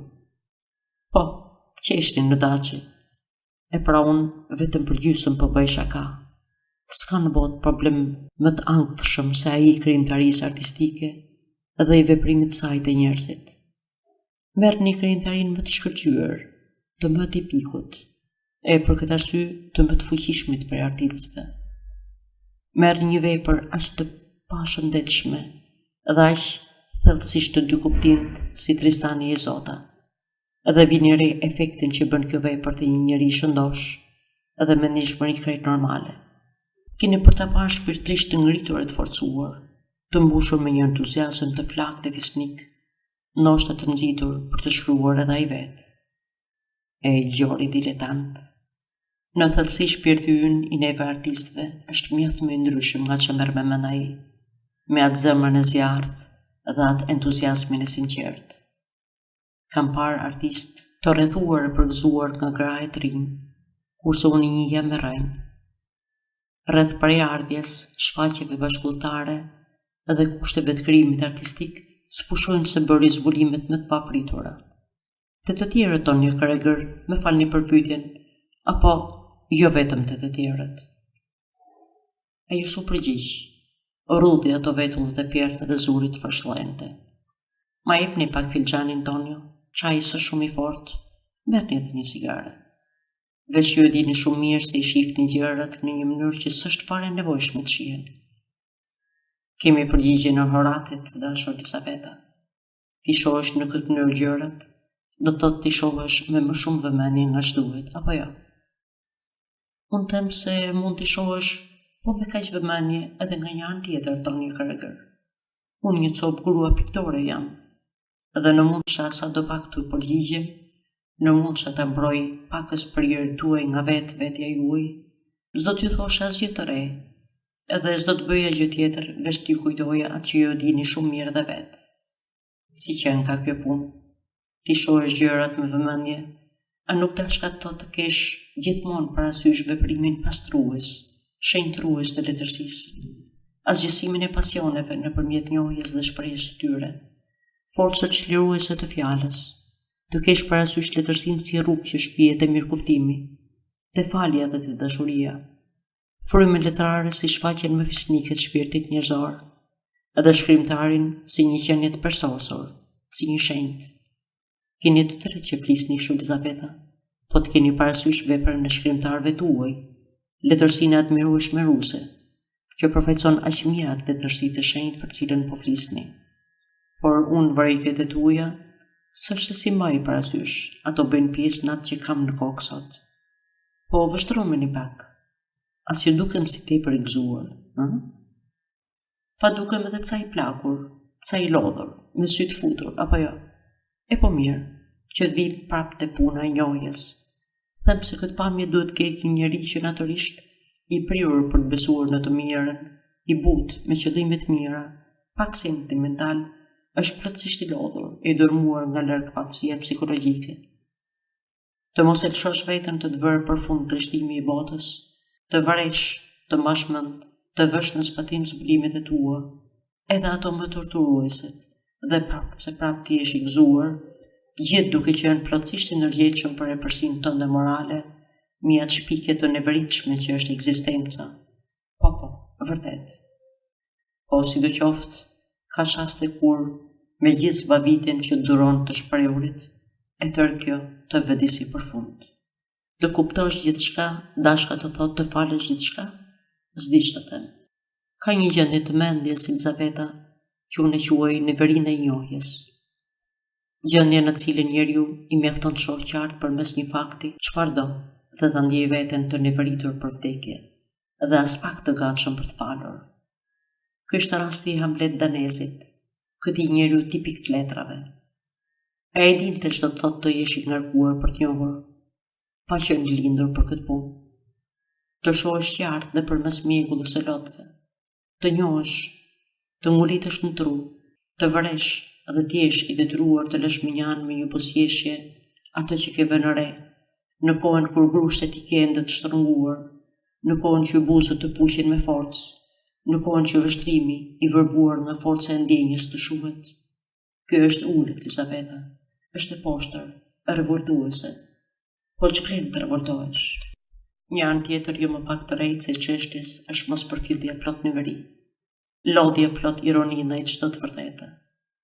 Është fakt se s'ka në botë gjë më të heshtur, s'ka gjë më të zymt se një rreth njerëzish të menduar, se një rreth njerëzish të mençur e të rrahur me vaj e me uthull.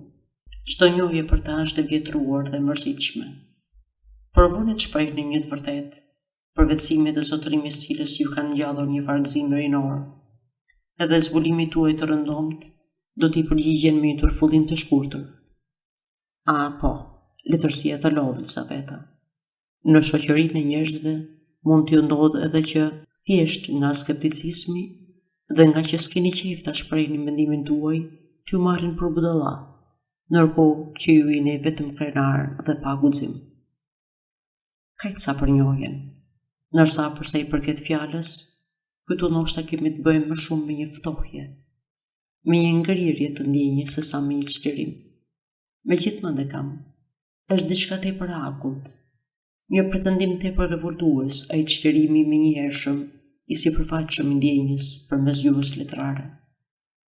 Ja ta zëm, ju është mbushur zemra plot e përplot, e ndjeni veten të prekur në shpirt nga një ngjarje ballëngjyese ose patetike.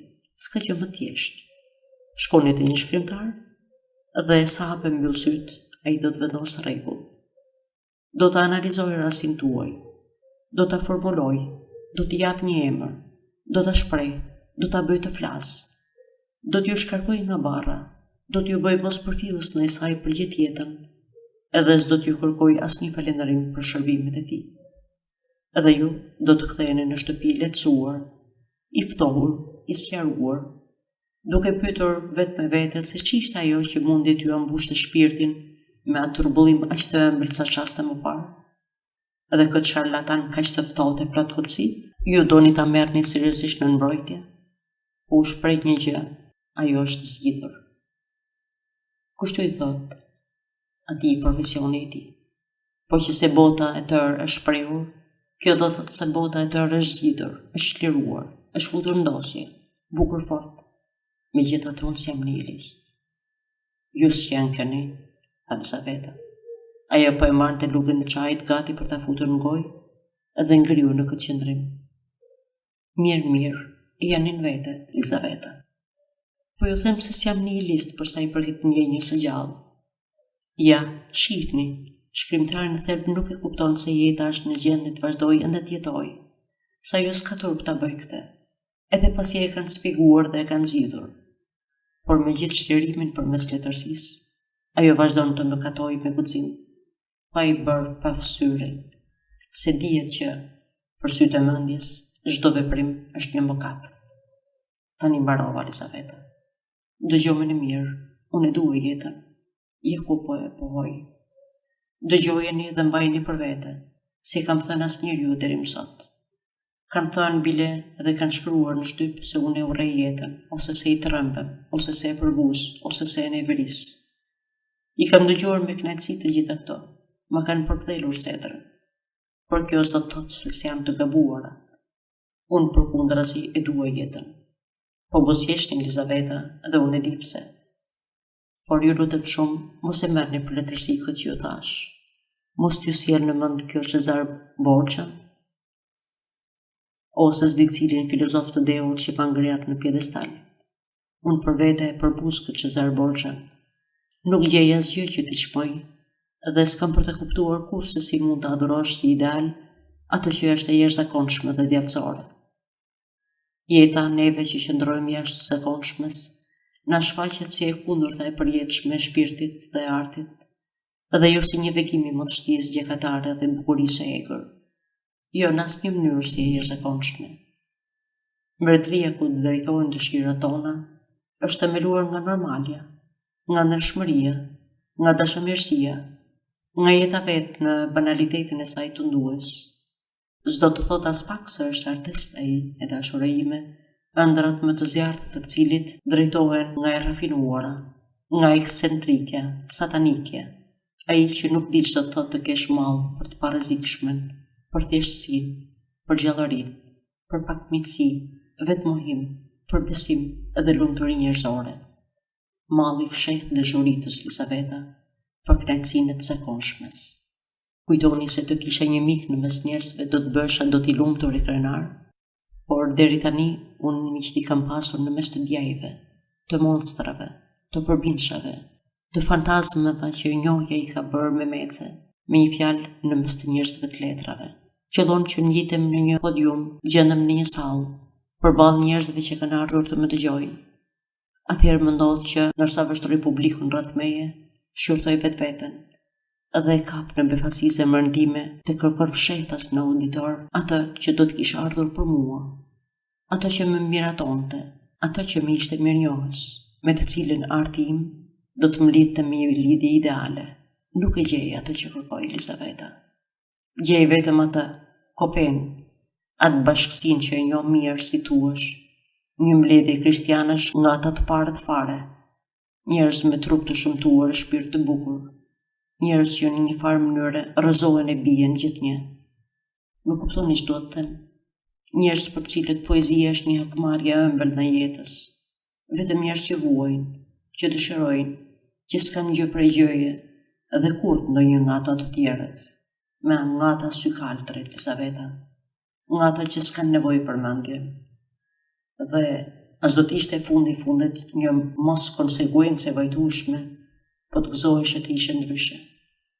Është absurde të duash jetën, edhe megjithatë, të përpiqesh me të gjitha marrëfjetet të tërheqësh pas vetes, ta mësosh me finesat, me melankolit, me gjithë fisnikërinë e sumur të letërsisë. Në tokë mbretëria e letërsisë rritet, dhe ajo shëndetit dhe pafajësisë voglohet. Duhet ruajtur kjo që zvoglohet me kujdesin më të madh, dhe s'bën t'i shtysh të duan poezinë ata njerëz që lexojnë me qejf librat ilustruar me fotografi të çastit të kuajve. Sepse në fundit, a mund të ketë shfaqje më të vajtueshme se sa ajo e jetës kur kërkon të merret me art. Ne artistët nuk përbusim askënd më shumë se diletantin, ato njeriu që jetën e bën jetë, edhe që megjithatë i qëllon ta pandej veten edhe artist. Këtë lloj përbuzje e kam provuar mbi edhe vetë. Më rastis të ndodhem njëherë në një rreth njerëzish të edukuar, ham, pim, bisedojmë, merrim me vesh sa s'ka më mirë me njëri tjetrin, dhe unë ndjej veten të kënaqur të mirënjohës, që mund të humbas për një copë herë, mes njerëzish të patkeq e normal, si të kishe një lloj me ta. Befas, ngrihet një oficer, një toger, një djalosh i pashëm, e që mua s'do ma kishte marrë kur mendje se do të mund të sillej në një mënyrë aq të padenjë për atë uniformën e tij të nderuar, dhe pa e rënë rrotull fare, kërkon leje të lexojë ca vargjet vetat. I japin lejen me ca të qeshura të sikletshme, dhe ai e vën në jetë qëllimin e tij, duke lexuar veprën e shkruar në një copë letër, që deri në atë kohë kishte mbajtur diku në një xhep. Ishte diçka rreth muzikës së dashurisë, diçka thellësisht e ndjerë dhe e pavlerë. Ja pra, ju pyes, një toger, një njeri mondan. Vërtet që s'kishte as pak nevojë ta bënte këtë. E mirë, pastaj ndodhi ajo që duhet të ndodhte. Sa fytyra të varura nga mërzia, një heshtje, sa duart rrokite të shtirura, edhe një të keq e një siklet të gjithë pranishmit. Dukuria parë morale për cilën bëhemi ndërgjegjshëm unë, është se ndjej një pjesë të fajit për turbullimin që solli atij rreth njerëzish ky djaloshi me ndjelet. Dhe s'ka asnjë dëshim. Vështrim metallëse ata kulluara drejtohen edhe nga unë, që kam atë zanat, ku vajti e katranosja I fatkeq. Por dukuria e dytë qëndron në këtë. Ky njeri, për personin të sjellët e cilit unë kisha një çast më parë respektin më të çiltër, fillon befas të ulet e të bjerë në sytë e mi. Një mëshirë dësha mirë se më kushton. Eci drejti bashkë me ca zotrin të tjerë trimosh, e mëshirë mdhenje jap zemër. Urimet e mia to geritën, çfarë do tije? Shumë gjë e këndshme, edhe dëshira dhe shpatullat. Po a është mirëdashje, ndjenja që duhet ju ngjall një toger. E pati vetë fajen. Rrinte aty duke e vuajtur, shumë I turbulluar gabimin që bëri. Se pandeu që mund të këpusësh në dafine artistik një gjë të vogël, njës vetëm, pa I paguar me jetën tënde. Jo, në këtë pikë unë jam me kolegun tim, bankierën kriminal. Po as që duket Elisaveta se sot mua s'po më pushon goja më keq se Hamletit. A mbarua Tonio Kreger? Jo, po s'duhet flas me asnjë fjalë. Edhe kaq mjafton. A prish një përgjigje? A keni ndonjë? Them se po. Ju dëgjova mirë, Tonio, nga kreu në fund, dhe dua t'ju jap një përgjigje, I cili u përshtatet gjithë atyre që më thatë këtë pasdite, edhe që është zgjidhja e problemit që ju ka munduar kaq shumë. E mirë pra, zgjidhja është se, kështu si jeni gatuar, ju s'jeni as më pak e as më shumë, por një borgjes. Me gjithmonë dhe keni, e pyetja I dhut kurca. Kjo ju duket mizore apo jo? Edhe ashtu duhet jetë. Po unë po e zbus sa gjykimin tim, me që jam në gjendje ta zbus. Ju jeni një borgjes që ka marrë rrugë të gabuar Tonio Kreger. Një borgjes që ka humbur rrugën. Heshtje. Pastaj I u ngrit, I vendosur, mori kapelën dhe bastonin. Ju falenderoj Elisaveta Ivanovna. Tani mund të kthehem në shtëpi I qetë. Rasti im u zgjidh. Kapitulli 5. Andej nga vjeshta Tonio Kregeri I tha Elisaveta Ivanovnës. Po nisën për rrugë Elisaveta. Duhet marrë ca ajër, po jam bath, po marrë qelcat e fushave. Si kështu batjushka? Mos po shkoni prapë në Itali? Zoti madh, lërmën I aman me gjithë Italinë Elisaveta. Se kam ndërmend fare, bile më shtie krupën. Është larg ajo kohë kur kujtoja se e kisha vendin atje. Po, arti, qielli I rimt, I kadifenjt, vera e fortë, sensualiteti I ëmbël. Shkurt, të gjitha këto s'më thonë me asgjë. Heq dorë nga ata. Gjithë kjo beleca më ngre nervat. Si droj dot as ata gjindë mërësisht të gjallë me ata sytë e zinj për I kashte. Këta popujt romans të kanë ndërgjegje në vështrim. Jo, po shkoj për ca kohë në Danimark. Në Danimark? Po, dhe them se do kënaqem shumë. S'kam pasur rast të vetë ndonjëherë, megjithse e kam kaluar gjithë rinin pranë kufirit të saj, por e kam njohur dhe e kam dashur gjithë kohën këtë vend. Kjo tërheqje për veriun më vjen duket nga I matë, se simpatite si me mëje ishin më shumë për andej nga beleca, megjithse ndoshta si bënin përshtypje asnjëri as tjetra. Merrni për shembull librat që kanë shkruar skandinavët, libra të thellë, të kthjellët e plot humor. Unë për vete zvë libra të tjerë mbi ta, I dua fort. Ose merrni kuzhinën skandinave, ato gjellë të pakarasueshme që mund të t'i tresë stomaku vetëm në një ajër shumë të kripur. E veçdia do mi tresë dot akoma, dhe që unë I njoh sa sepse edhe në shtëpinë tonë ashtu gatuonin pak a shumë. Ose merrni thjesht emrat e mjemrat me të cilët stolisen njerëzit e atjeshëm, dhe që tani janë shumë të përhapur edhe te ne. Një bashkim tingëllimesh si për shembull Ingeborg, një akord harpe me poetikën më të pastër, apo deti Baltik, me një fjalë pra po nisem për në veri, Elisaveta. Kam qejf ta shoh përsëri Baltikun, kam qejf të dëgjoj përsëri ato emra, kam qejf të lexoj librat në vendin e tyre, kam qejf edhe të shkel me këmbët e mia të race në Kronburgut, ku Hamletit ju shfaq fantazma, edhe I solli atij djaloshi fisnike fatkeq, trishtimin e vdekjen. Me se do të shkoni, Tonio? Në me lejohet të pyes, që rrugë do të merrni? Rrugën e zakonshme, ju përgjigja ai duke ngritur supet dhe u skuq dukshëm. Po do t'ja nis nga piknisja ime, Elizaveta. Pas 13 vjetësh dhe kjo mund t'jetë mjaft komike, ajo buzëqeshi. Këtë desha të dëgjoja nga goja juaj, Tonio Kreger. Nisuni pra dhe Zoti qoftë me ju. Veç mos rrini pa më shkruar, dëgjuat? Pres një letër plot përshtypje nga qëndrimi juaj në Danimark. Kapitulli 6. Dhe Tonio Kregeri u nis për në veri. Udhtoi me të gjitha komoditetet, se i kish zakon të thoshte se kur bën për brenda një jetë më të dhimbshme se të tjerët, ke të drejtë të ligjshme për pak mirëqenie të jashtme. Edhe nuk qëndroi veç kur i dolën parasysh në ajrin e përhimt kullat e qytetit me mure të dëndura prej nga kishte ikur dikur. Aty ai bëri një ndalesë të shkurtër dhe çuditshme. Një pasdite shplar po i afrohej tashmë mbrëmjes, kur treni hyri në sallën e ngushtë plot tym dhe çuditërisht familjar të stacionit. Avulli kokërzohej në pika të mëdha, nën çatin me xhama të ndyrë, fashat e tij shtrieshin e venin e vinin si dikur, kur Tonio Kregeri ishte nicur po nga ky vend, pa gjë tjetër në zemër veç talljes. U mor me bagazhin, urdhëroi t'ia çonin në hotel dhe doli nga stacioni. Jashtë ishin radhitur e prisnin karrocat e qytetit, me nga 2 kuaj, të mëdha, të larta dhe të gjëra. Ai s'mori karrocë, vetëm i pa, si shihte gjithçka. Ballzinat e ngushta dhe kullat me maj që dukej sikur e përshëndesnin qësi për çative më të afërta, njerëzit bjond apatike të rënd, me mënyrën e të folurit me zanorit të zjatura e megjithatë të shpejt, edhe i hipi një qeshur nervoze që ngjante fshehura si me një dënesë. Zurit ecte ngadalë, në fytyrë ndjente vazhdimisht erën e lagësht. Kaloi urën, parmakët e së cilës ishin të zbukuruara me shtatore mitologjike, dhe për një copë herë eci gjatë portit. O Zot, sa e ngushtë dhe spërdredhur i duke gjithçka. Mos vallë, kështu ishin kacavarur gjithë një rrugët e ngushta me ballzina drejt qytetit, kaq të pjerta e të ngrira.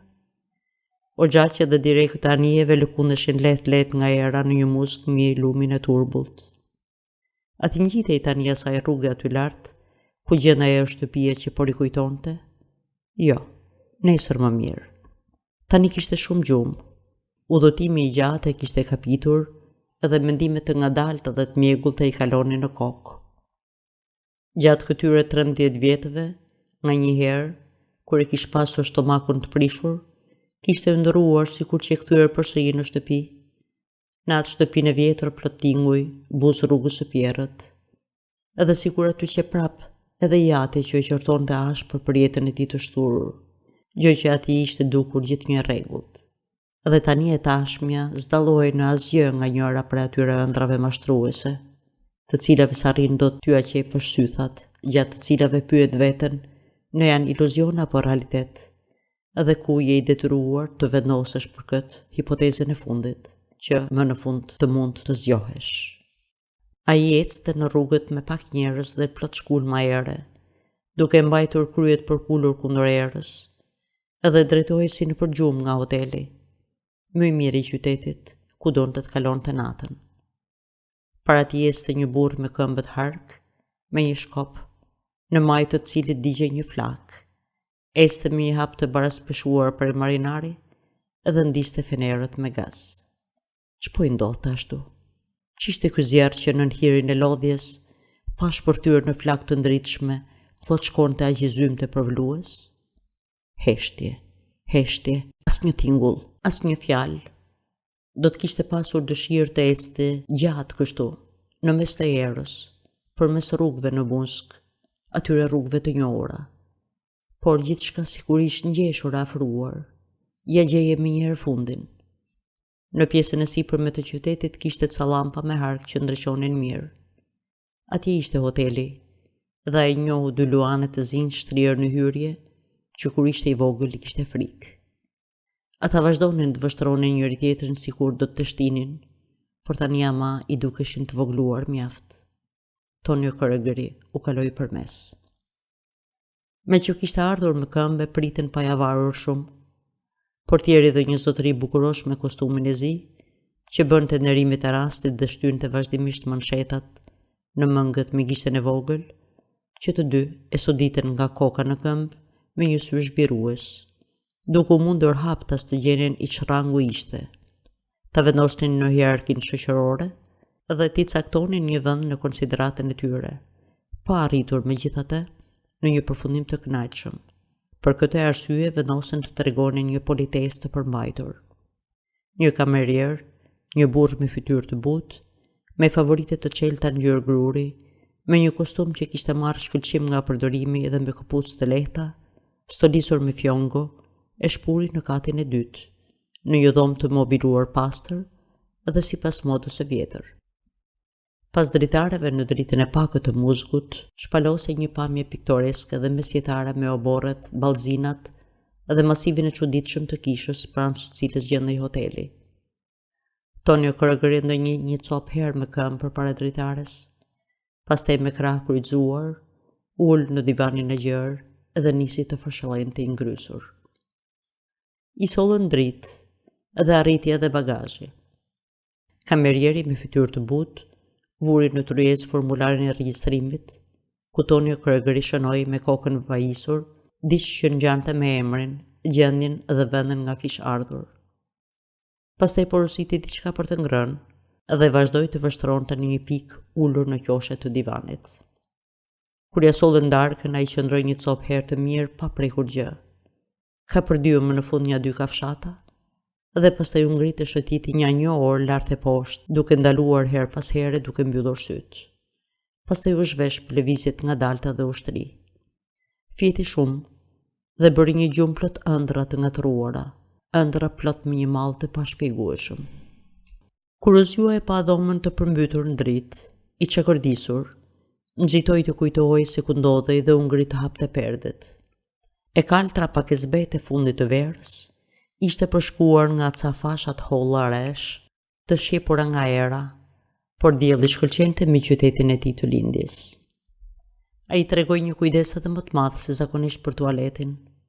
U la dhe u rrua sa mundi më mirë dhe mori një pamje kaq të freskët e të pastër, sa thua se kishte në mend të bonte vizitë sa njerëzve korrekte të shquar, të cilët donte të linte përshtypje në një sime të përkryer. Edhe gjithë duke u veshur, dëgjonte rrahjet plot ankth të zemrës. Sa dritë kishte jashtë, do ta kishte njerë veten më të shtirët sikur muzgu të erësonte rrugët, si të djeshme në mbrëma, kurse tani do t'i duhej të kalonte për syve të njerëzve në dritën e shkëlqyer të diellit. A do të takonte të një orvall që do ta ndalonin, ta pyesnin e ta detyronin të tregonte si kish kaluar ato 13 vjet? Jo, shqyr zotit, tani se njite më njëri, edhe ata që e mbanin mend s'kishin për ta njohur, sepse vërtet kishte ndryshuar ca gjatë kësaj kohe. U vështrua me kujdes në pasqyrë dhe befa se ndjo veten më në siguri pas asaj maske, pas fytyrës së tij të plakur para kohe, që tregonte më të madh se ç'ishte. Porositi mëngjezin dhe pasi e hëngri doli me një herë, nën vështrimet vlerësuese të portierit e të zotërisë bukurosh, veshur me kustum të zi, kaloi në korridor dhe pastaj përmes luanëve doli jashtë. Ku po shkonte? As vetë se dinte. Po i ndodhte si një ditë më parë. Sa po e ndjeu veten të rrethuar nga ky tubim çuditërisht dinjitoz, e që së lashti familjar ballzinash, kullzash, arkadash e çezmash, sa po ndjeu në fytyrë shkulmin e erës, asaj erë të fortë që sillte me vete një aromë të brishte përvluese ëndrash të largta, një farveli e ndur me mjekull ja veshin ndjenjat. Muskujt e fytyrës ju shtendosën dhe i vështroi njerëzit e gjërat me një vështrim të qetësuar. Ndoshta atje tek ajo qoshja e rrugës, atje do t'ishte vendi ku do të zgjohej. Po shkonte vallë. I dukej se kishte një lidhje në mes drejtimit që po merrte dhe ëndrave të çuditshme të natës, aq të trishtshme dhe plot pendime e keqardhje. Kishte marrë rrugën për në treg, duke kaluar nën qemerët e bashkisë, ku kasapët peshonin mishrat me ato duart e përgjakura. Po shkonte te sheshi i tregut, ku ngrihej ajo çezma e madhe gotike me maj dhe me shumë lëfyte. Aty qëndroi përpara një shtëpie të ngushtë të thjeshtë si shumë të tjera, me një ballzin të harkuar dhe si të qëndisur, dhe u zhyt në soditje. Lexoi emrin e shkruar mbi portë, edhe la shikimin të qëndronte një çast të çdo dritare. Pastaj u kthye ngadalë edhe u largua. Ku po shkonte kështu? Në shtëpinë e vet. Por më parë dredhoi e bëri një shëtitje jashtë qytetit. Kaloi nga ledhi i Mullirit dhe nga ledhi i Holsteinit, duke rasur fort kapelin që të mos ja merrte era që gumzhinte kërcëllinte në përpem. Pastaj u larg stacionit hekurudor e la shëtitjen nga ledhet.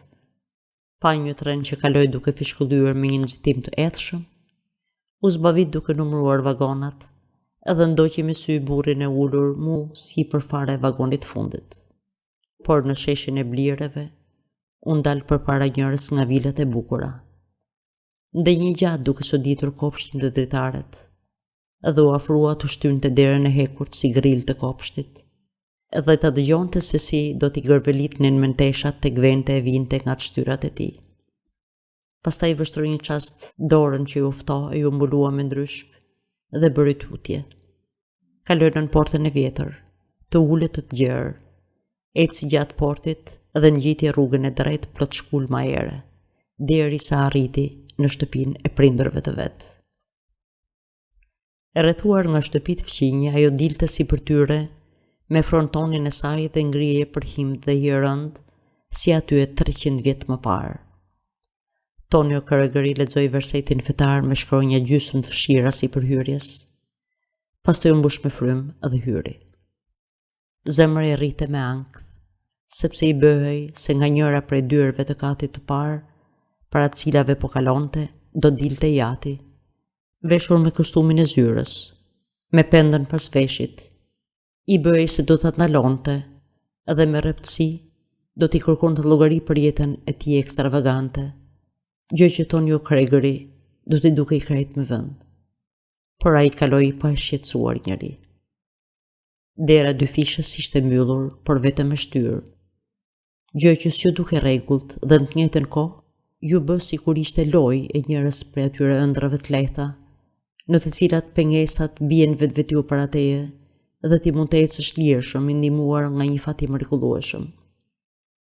Korridori i gjerë i shtruar me pllaka të mëdha guri katror, ku mboi nën hapat e tij.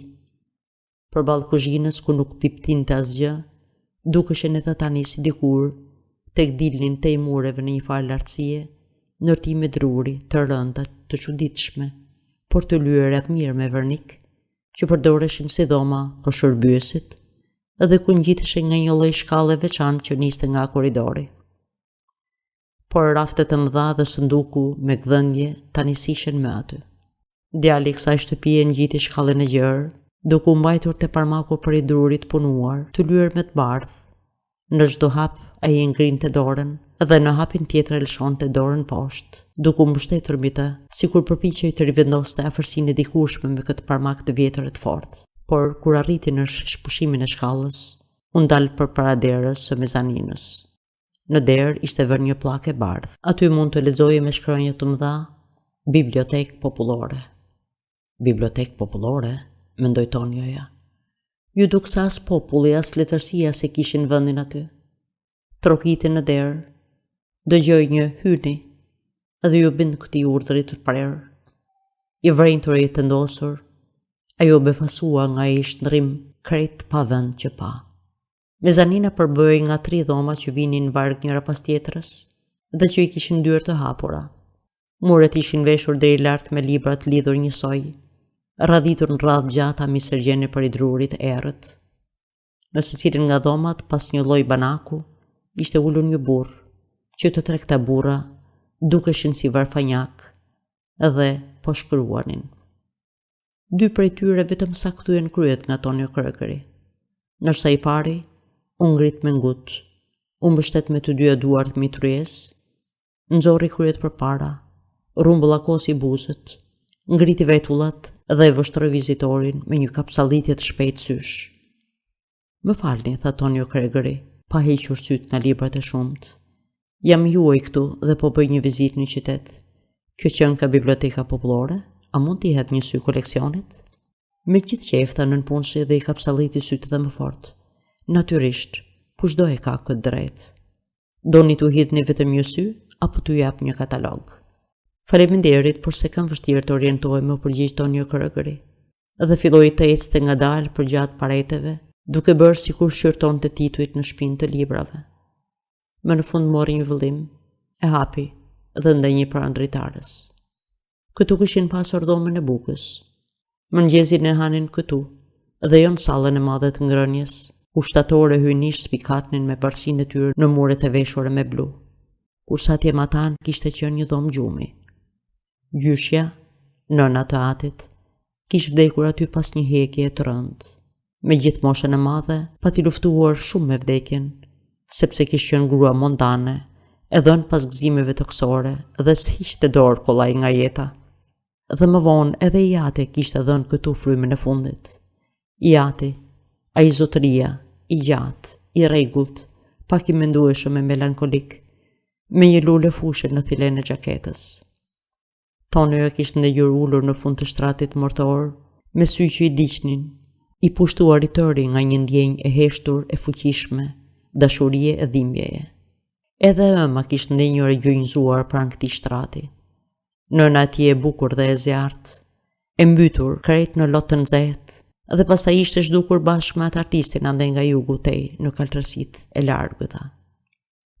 Por dhoma e fundit, e treta dhe më e vogla, e mbushur edhe ajo plot e përplot me libra, të ruajtur nga një burr që dukej njëri nevojtar, kishte qenë për vite me radhë dhoma e tij. Aty vinte ai kur kthehej nga shkolla ose nga një shëtitje si kjo që sapo kishte bërë.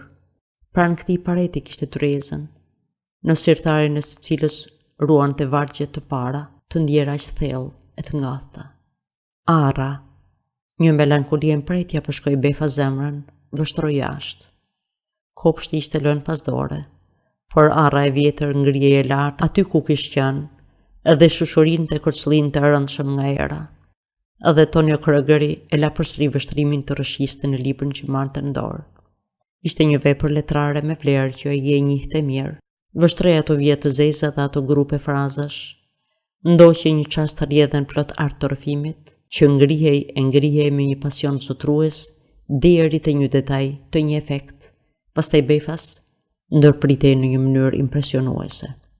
E ka shkruar bukur s'ke që thua, tha, duke vënë në vend vëllimin dhe u kthye. Atëherë vuri re se në punë si s'kish lëvizur, edhe po rrinte aty në këmbë, duke kapsallitur sytë me një shprehje të përzierë gatishmërie dhe dyshimi. Keni një koleksion të shkëlqyer me çoh, tha Tonio Kregeri. I hodha një sy shpejt e shpejt, ju jam shumë mirënjohës, lamtomir. Sa kaq doli nga dera, por që një ikje e dyshimt, dhe ai ndjente shkoqur se në punësi, shumë i turbulluar nga vizita e tij, do të rrinte akoma edhe për shumë minuta ashtu më këmbë, duke kapsallitur sytë. S'po kishte qejf të shtyhej mëtej në kërkimet e tij. Shtëpinë erdhi dhe e pa. Sipër në dhomat e mëdha që vinin pas galerisë me kolona, banonin njerëz të huaj, kjo dukej, nga që sipër shkallët ishin mbyllur me një derë me xhama që s'kishte qenë më parë, dhe në derë ishte vendosur një pllakës me një emër çfarëdo. Ai u nis, përshkoi korridorin ku mbues dhe u largua nga shtëpia tërore. Në një qoshe restoranti, hëngri një drekë të bollshme të lyrshme, gjithë zhytur në mendime, pastaj u kthye në hotel. Pas dreke nisem, i tha zotërisë së pashëm veshur me zeza, s'do të qëndroj më gjatë. I tha t'i sillnin në llogarinë dhe porositi një karrocë që ta çonte në port, ku do të merrte anijen për Kopenhagen. Pastaj u ngjit në dhomë, ul përpara tryezës dhe mbeti aty i pa lëvizur dhe trup drejt, me faqen mbështetur në dorë edhe me sytë vështrim për humbur, ngulur mbi faqen e tryezës. Sa më vonë u ngrit, pagoi llogarinë edhe përgatiti plaçkat. Në orën e caktuar lajmëruan për ardhin e karrocës, dhe Tonio Kregeri zbriti poshtë, gati për të nisur.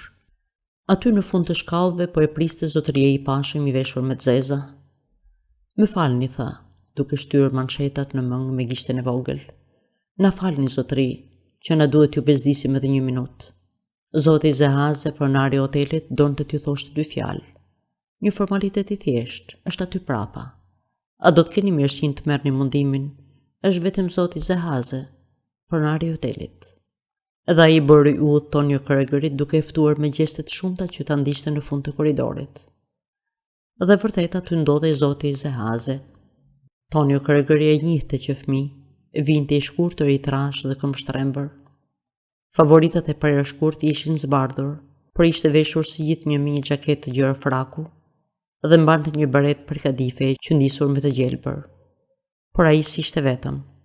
Pranë tij, përpara një pupitri të mbërthyer në mur, qëndronte me kaskën në kokë një polic që e kishte mbështetur dorën e djathtë, veshur me dorez, me një letër plot me zgaravina vënë mbi pupitër. Ai po e vështronte Tonio Kregerin me një fytyrë të ndershme për i ushtaraku, sikur priste që ky me të parë të futej ndhe i gjallë. Tonio Kregeri i vështroi të dy njërin pas tjetrit dhe ndohë mendjen të priste. Ju vini nga Myniu? Pyeti më në fund polici me një zë për i babaxhanit zvargur. Tonio Kregeri pohoi me krye. Po shkoni në Kopenhagen? Po shkoj në një qendër banjash deti në Danimark. Në një qendër banjash deti? Mirë. Po panaj nxjerrni pak dokumentat, tha polici, duke shqiptuar fjalën nxjerrni miknet si të veçantë. Dokumentet? Ai s'kishte asnjë dokument. Nxorri portofolin dhe hapi. Por veç ca kartë monedhave aty s'kishte gjë tjetër veç bocave të një novele që kishte menduar t'i korrektonte sapo të arrinte aty për ku ishte nisur. S'kishte qejf të kishte bënte më punës, prandaj si shkujdesur një herë të nxjerrte pasaport. Më vjen keq tha, por unë s'maj dokumente me vete. O, asnjë dokument, tha polici. Si quheni? Tonio Kregeri tha emrin. Tamam kështu quheni, pyeti polici. Unë ngrefos ca dhe befas hapi flegrat e hundës sa mundi. Tamam kështu, u përgjigj Tonio Kregeri. Po me se merreni ju? Tonio Kregeri gulltiti një lëmsh që po i merrte frymen dhe tha profesionin e tij, pa ju dridhur zëri. Zoti Zehaze ngriti kokën dhe vështroi me kureshtja. Ja bëri polici. Dhe ju deklaroni se s'keni asgjë të përbashkët me një individ që quhet. Ai lexoi shkronjë për shkronjë një emër në letrën plot zgaravina, një emër fort të ngatruar e romantik, që dukej si një përzierje aventuroze tinguj të ardhur me raca të ndryshme, dhe që Tonio Kregeri harroi pas pak, i cili, vazhdoi polici, i lindur prej prindërish të panjohur dhe me origjinë të pacaktuar, ndiqet nga policia e Myniut për batakçilleqe të ndryshme dhe faje të tjera dhe ka të ngjarë të jetë duke ambatur për në Danimark? Unë jo vetëm që deklaroj, tha Tonio Kreger me një lëvizje nervoze të supeve. Kjo bëri një farë përshtypje. Si? Po, kuptohet, tha polici. Por ama qysh nuk pas keni asnjë dokument? Zoti Zehaze ndërhyni nga ana tij që t'i qetësonte. Gjithë kjo s'është veç një formalitet, tha, asgjë më shumë. Duhet ju kujtoj se ky në punës policie bën vetëm detyrën. Sikur ta vërtetoni identitetin tuaj me ndonjë farë mënyre, me ndonjë dokument. Të gjithë heshtën. Ati jep të fund kësaj meseleje duke e treguar veten kush ishte, duke i thënë zotit Zehaze sa i s'ishte ndonjë aventurier me një gjendje ekonomike shoqërore turbullt, as ndonjë aktor shëtitus i lindur në një rulot të blertë, por veti biri konsullit Kreger, i familjes së Kregerve. Jo, si a kishte as pak qefi ta bënte këtë. Dhe në fundit këta ruajtës të rendit shoqëror as kishin pak të drejtë. Në një farmase ai ishte krejt dakord me ta. Ai ngriti supet dhe mbeti i heshtur. Po aty ç'keni? Pyeti polici. Aty në portofol? Këtu? Asgjë. Kam ca boca për korrektur, u përgjigj Tonio Kregeri. Boca për korrektur? Si kështu? Pa ti shoh pak. Dhe Tonio Kregeri zgjati punimin e tij. Policia e shpalosi me pupitër dhe nisi të lexonte. Zoti Zehaze ju afrua që të lexonte edhe ai. Tonio Kregeri vështroi si për supeve të tyre për të parë në ç'vend ishin. Ishin të një pjesë arrir, që përmbante një detaj, një efekt të qelluar mirë. Ai ishte kënaqur me veten. E shihni, u tha. Ja ku e kam aty të shkruar emrin. Këtë kam bërë unë dhe tani kjo do të botohet. E kuptoni? Mirë, kaq mjafton, i dha karar zoti Zehaze. Ai mlodhi fletët, i palosi dhe ja ktheu. Me kaq mjafton, Peterson, përsëriti me një ton të prerë, duke ja shkelur syren fshehur as i policit edhe duke tundur kryet në shenjë mohimi. Nuk bën ta mbaj mende zotrin, po e pret karroca. Ju lutem zotëri të na falni për këtë shqetësim të vogël. Punojtësi i policisë bëri detyrën e vet. Po unë ja thash që në fillim se ishte në gjurmë të gabuar. Vërtet, mendoi Tonio Kregeri. Policisë dukej dhe aq i bindur, A I se shbëri akoma një vretje, ku ishte fjala për një individ për të nxjerrë në një dokument, po zoti za se I bëri udhë klientit të vet përmes korridorit, duke përsëritur shprehjet e keqardhjes. E shoqëroi përmes 2 luanëve deri te karroca, edhe me gjithë farsoj dëshmish të konsideratës së tij, e mbylli vetë derën e karrocës, pasi ul udhëtari.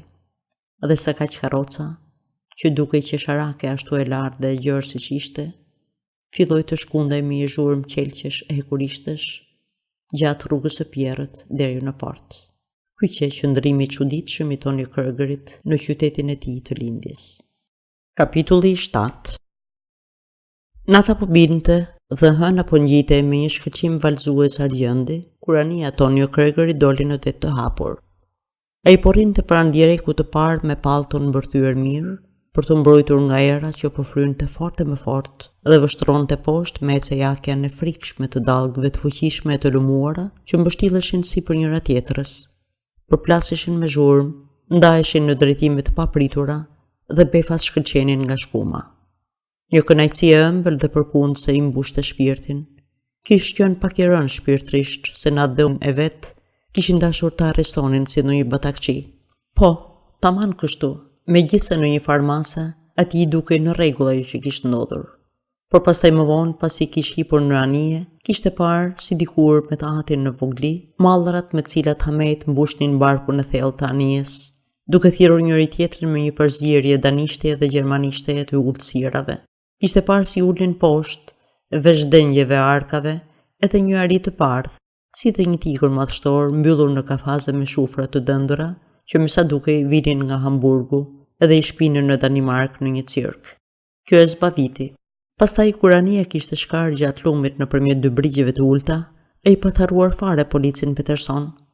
Ndërsa gjithçka kishte ndodhur më parë, ëndra natën, të ëmbla, të trishtuare plot mendime, shëtitja që kishte bërë, pamja e arrës, të gjitha këto kishin marrë forcë në shpirtin e tij. Dhe tani ndërsa deti ishte shpalosur përpara, ai shihte nga larg plazhin ku dikur djali I vogël kish mundur të përgjonte ëndrat verore të detit, shihte vezullimin e kuq të farit dhe dritat e hotelit ku kishte banuar së bashku me prindërit. Deti Baltik. E mbështeti kryet ball erës së fortë të mjellmët që I frynte në fytyrë lirisht e pahasur pengesa.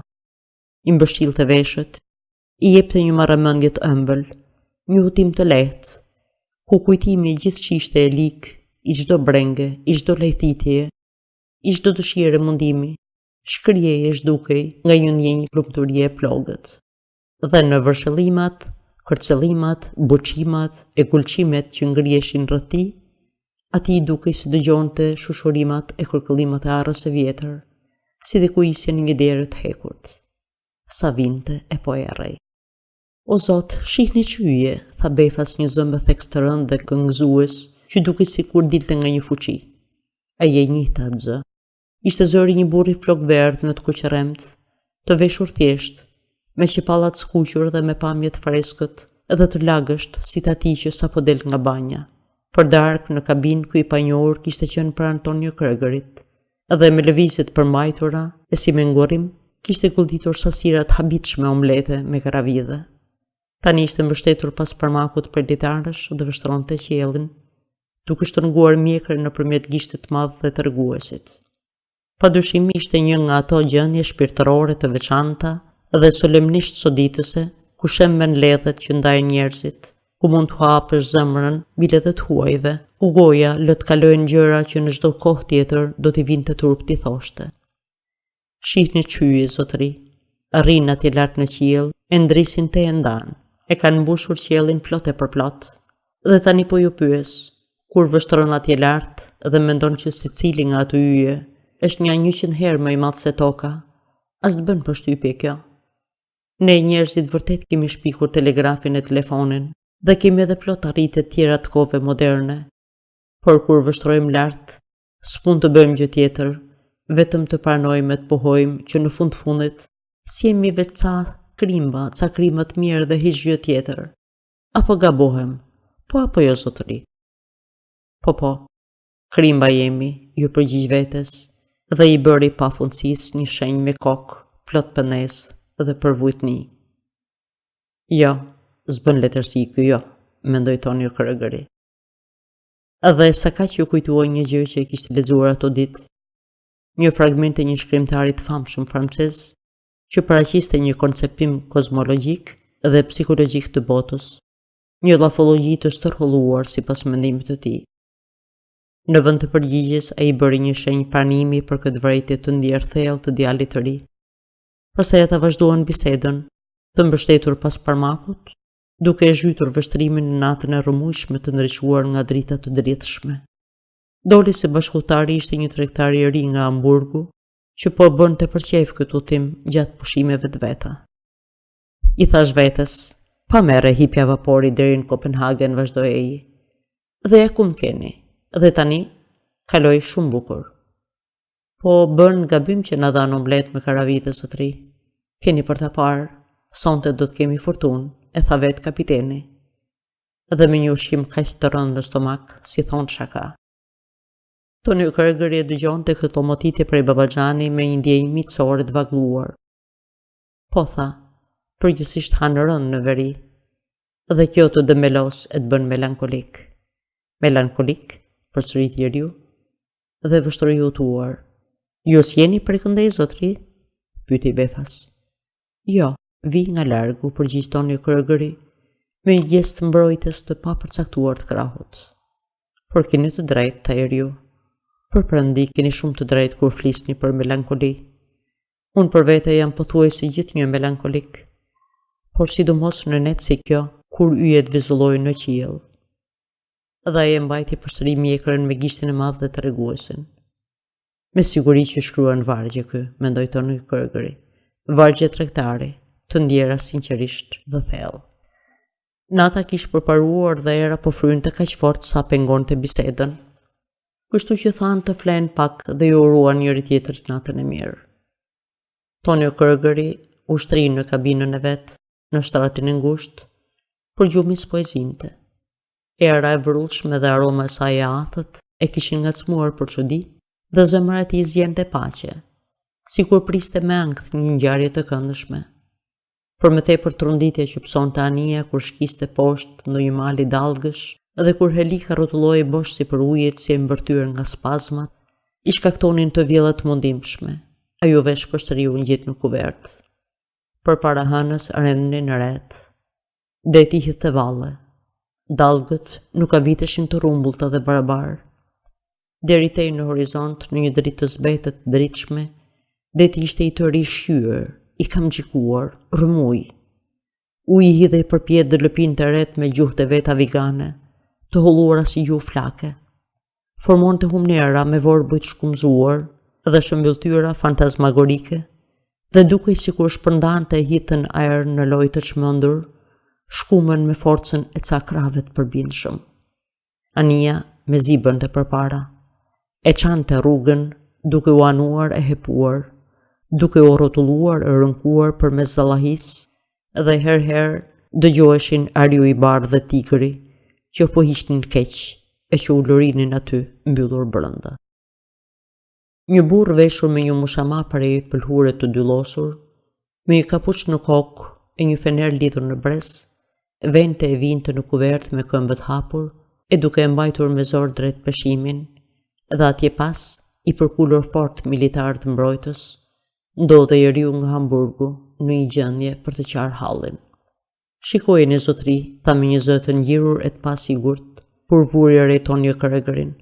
Shikojeni, ju lutem, këtë revolt të elementëve të natyrës.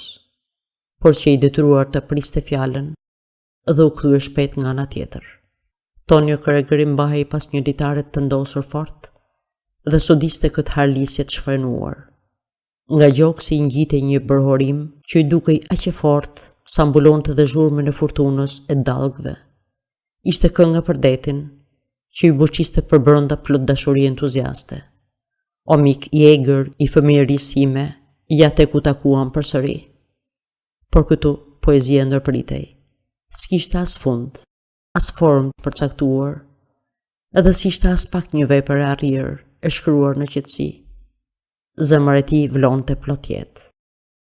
Dhe një gjatë ashtu, Pastaj ushtri në një bank pranë kabinës dhe vështroi qiellin ku yjet luhateshin. Madje edhe dërmiti ca, dhe kur shkuma e ftohtë arrinte t'i hidhej në fytyrë, i ngjante ashtu në gjysmë përgjumje si një përgëdhelje. Në dritën e hënës u shfaqën u afruan ca shkëmbinj shkumse me një pamje fantazme. Ishte ishulli më en.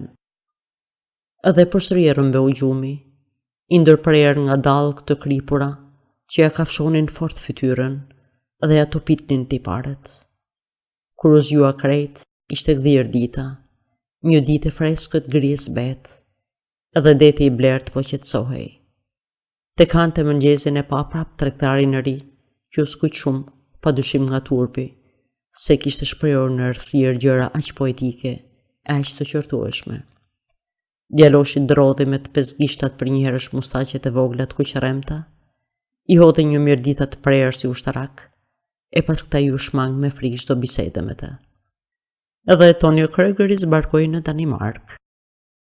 Qëndroi në Kopenhagen, i dha bakshishe gjithë atyre që dinin të kuptoje se u takonte, i ra qytetit mbare para për 3 ditë rresht, duke mbajtur guiden e udhëtimit të hapur para vetes, edhe u soll fund e krye si një huaj i fisshëm që do të pasurojë njohuritë e veta. Soditi pazarin e ri të mbretit, si dhe kalen që ngrihet mu në mes, pa me nderim kolonat e kishës së grave, qëndroi gjatë para statujeve të hirshme fisnike të Thorvaldsenit dhe u ngjit në kullën e rrumbullakët. Vizitoi kështjella dhe kaloi 2 mbrëmje plot variacion në Tivoli. Por të thuash atë që është, sytë e tij shihnin më shumë gjëra të tjera. Në shtëpitë që nganjëherë ngjanin krejt me shtëpitë e vjetra të qytetit të tij të lindjes, me ato ballxinat e harkuara dhe si dantella, i zinte syre emra të dëgjuar që në fëmijëri, që i dukeshin se shprehnin diçka delikate të çmuar, edhe njëherë shpërmbanin vetvete një si qortim, një ankim, si dhe mallin në një lumturie të humbur. Edhe kudo, ndoshta thithë me frymarrje të thellë, i menduar ajrin e lagësh të detit, shite syt kaltër, flok të verdh, shite fytyrat e atij tipi e me atë formë si ato të ëndrave të çuditshme. Të dhimbshme e plot pendime që kish parë netët e kaluar në qytetin e tij të lindjes. I ndodhte që mu në mes të rrugës, një fjalë, një e qeshur, ta tërndiste thellë në shpirt. Si e mundur të qëndronte gjatë në atë qytet gëzmore plot gjallëri, stërrinte dot në një vend nga një shqetësim e ëmbël i çmendur, i ngjallur ca nga kujtime, ca nga pritja, dhe ndjente gjithashtu dëshirën të mund të shtrihej gjikundi qetë në një plazh dhe të mos luante më rolin e turistit pangopur për të parë sa më shumë. Kështu i hipi prapa njes dhe lundroi në kohë të vrenjtur, deti sa vinte nxihej, drejt veriut, gjatë brigjeve të Zelandit, deri në Helsingor. Prandaj e vazhdoi udhëtimin me karrocë në xhade për një treçarekore, duke pasur detin pothuaj gjithnjë nën rrugë, derisa arritin cakun e tij të vërtetë e përfundimtar në hotelin e vogël të bardhë të plazhit, me kanate të gjelbra, të ndërtuar në mes të një grumbulli shtëpish të ulta, dhe kullat të cilit, veshur me dru, vështronte nga ngushtica e zundit dhe bregu skandinav. Këtu zbriti, mori dhomën plot dritë që ja kishin rezervuar, mbushi etazherin e raftit me gjëra që kish marrë me vete, dhe u përgatit të rinte aty për ca kohë. Kapitulli 8. Po afroi mesi i shtatorit dhe në Alsgård s'kishin mbetur shumë klientë. Për të ngrënë hanin poshtë në sallën e madhe të bukës, me tavanin metrar dhe me dritare të larta, që shihnin në një verandë me xhama nga deti, edhe në krye të tryezës rrinte zonja e hotelit. Gjërënesh plake thinjur, me bepsat shplara, me faqet në një të kuq të lehtë, dhe me zërin e pakët e cicerues, që provonte gjithnjë t'i vinte ato duart e kuqe disi me etiket Miss of Harbes. Ishte aty edhe një zotëri pa qafë, me një mjekër detarit për himt në të zezë, me fytyrën si në blu të thellë, tregtar peshku nga kryeqyteti që dinte gjermanisht. Dukej sikur nga çasti në çast do t'i plaste gjaku dhe do t'i binte në një goditje në zemër, sepse merrte frymë shkurt dhe me ndërparerje. Dhe her pas here vinte gishtin tregues në hund dhe mbyllte njërën flegër që të merrte sa më shumë ajër, dhe me tjetrën duke thithur me forcë. Megjithatë, s'linte pa i bërë nder shishës së kymelit që e mbante gjithnjë përpara. Mëngjes, drek e darkë. Të vetmit klientë të tjerë ishin 3 rinj amerikan dhe kujdestarja apo mësuesi i tyre, që lëvizte në heshtje syzet dhe luante gjithë ditën futboll me ta. Flokët, të verdhë të kuqeremt, i mbanin të ndarë në mes dhe fytyrat i kishin gjatoshe si të ngrosura. "Please, give me the worst thing there," thoshte njëri. "That's no words, that's Schenken," thoshte një tjetër. Dhe kjo ishte gjithë ndimesa që ata, si dhe mësuesi i tyre, i sillnin bisedës. Pjesën tjetër të kohës rinin ulur në heshtje dhe pinin ujë të ngrohtë. Tonio Kregeri s'do të kishte dashur të tjerë shok të ryeze. Kënaqej që kishte qetësi. Dëgjonte tingujt grykor danez, zanoret e hapura të shurtha të tregtarit të peshkut dhe të sezonjës së hotelit që bisedonin nganjëherë bashkë. Këmbente me të parin ndonjë vërejtje, të thjeshtë për gjendjen e barometrit, pastaj ngrihej e zbriste përsëri përmes verandës në plazh, ku edhe në mëngjes kishte kaluar orë të tëra. Nganjëherë aty mbretëronte një atmosferë qetë verore. Deti prehej i lëmuar e përtac, me ca breza të gjerë blu, të gjelbër në të murm ose të kuqeremt, mi të cilën luanin e ndrisnin pasqyri me argjendi. Leshterikët thaheshin në diell, kandilët e detit që kishin ngelur në breg avullonin. Ndihej pak erë kalbëzimi, si dhe pak erë katrani nga baraka e peshkatarit, ku ishte mbështetur me shpinë Tonio Kregeri, i ulur në rër, në mënyrë që të shihte vetëm detin e jo edhe brigjet suedeze. Por frymarrja e lehtë e detit kalonte e freskët dhe e pastër mbi të gjitha këto. Pastaj nisi të bëj moti keq dhe me furtunë. Dallgët përkunin kokat si ca dema, gati të godasin me brirë dhe i lëshoheshin me tërbim bregut. E ujitnin deri thellë dhe e mbulonin me alga me guaska që ndrisnin nga uji, si dhe me drure drasa që sillte deti me vete. Ndërmjet dunave të formuara nga dallgët, shtrieshin në qiellin e veshur lugina në një të gjelbër të zbetë, ndërsa poshtë, aty ku dielli fshihej pas rreve, mbi ujërat, përhapej një shkëlqim i bardhrem e i kadifejt. Tonio Kregeri rrinte me këmbë, i mbështjell nga gumëzhima e erës, i thithur nga kjo zëllahie përjetshme, e lodhshme dhe topitse që ai e donte aq shumë. Kur kthehej e ikte, gjithçka rreth tij dukej se bëhej befase groth dhe e qetë. Por ai e dinte se deten i kish pas, edhe dëgjonte thirrjen e tij, përshëndetjen e tij, premtimet e tij dhe buzëqeshte. Pastaj drejtohej nga brendësia e steres, përmes vetmisë së livadheve dhe sa kaq ajishta që shtrihej kodrinave deri thellë në krahin e priste krah hapur. Ai ulej me myshk, mbështetej pas një peme, në mënyrë që të shluante me strungjeve një rrip deti. Hera herës, era i sillte gumëzhimin e dallgëve që thërmoheshin pas shkëmbijve. Ky i ngjante si zhurmë dërasa që përplaseshin. Për mbi kurorat e pemëve, klithje të ngjyrura, monotone e të mbytura stërqokash. Ai mbante një libër me gjunjë, po s'lexonte asnjë radhë. Kënaqej kështu, duke harruar gjithçka. I dukej sikur qëndronte pezull në hapësirë dhe në kohë, edhe vetëm herë-herë i sumbonte në zemër një dhimbje e beftë, një ndjenjë kalimtare, po therse malli apo pendimi, që ai ashtu i demelosur i përhumbur, sa rrinte t'i gjente emrin dhe parajardhjen. Rodhën shumë ditë kështu, s'dinte të thoshte se sa dhe as që bëhej merak ta dinte. Pastaj erdhi një ditë kur ndodhi diçka. Kjo ndodhi ndërsa dielli ndristi në qiell në sy të gjithëve, dhe e Tonio Kregeri nuk ndjeu madje as edhe ndonjë çudi të madhe. Që në agim kjo ditë u duk si ditë feste dhe magjie. Tonio Kregeri u zgjua shumë herët dhe krejt befas i doli gjumi tek ndjente një trembje të lehtë e të papërcaktuar. Dhe u duk se u shfaq një mrekulli para syve, një shfaqje magjike prallore. Dhoma e tij, me derë me xhama dhe balkon drejtuar nga zundi dhe e ndarë në sallon e dhomë gjumi nga një perde holl tyli, i kishte muret veshura me tapicerimi i ngjyrë të butë dhe orëndit të lehta të qelta, kështu që dukej gjithnjë e ndriçuar dhe e këndshme. Por në këtë çast sytë e tij ende të përgjumur e shihnin të shfytyruar dhe të ndriçuar në një mënyrë irreale. të zhytur krejt në një dritë trëndafili, të avullt të këndshme që i paroron të orëndit dhe muret dhe e shndron të perden e tyllit në një vezullim të kuqe të butë. Kaloi një copë herë mirë, gjersa Tonio Kregeri kuptoi se shpëndodhte. Kur u ngrit dhe vështroi jashtë përmes derës me xhama, pa diellin që po lindte. Kishte disa ditë që bënte moti vërejtore me shi, kurse tani qielli tendosej si në një copë smëndafsh, blu e zbetë, xixëllues dhe i qelët si për detit e tokës, ndërsa i përshkuar i rrethuar nga re të kuqe të arta, disku i diellit ngrihej madhërisht mbi detin shkëndejues dhe të valzuar që dukej se drithrohej e ndisej poshtë. Kështu filloi dita.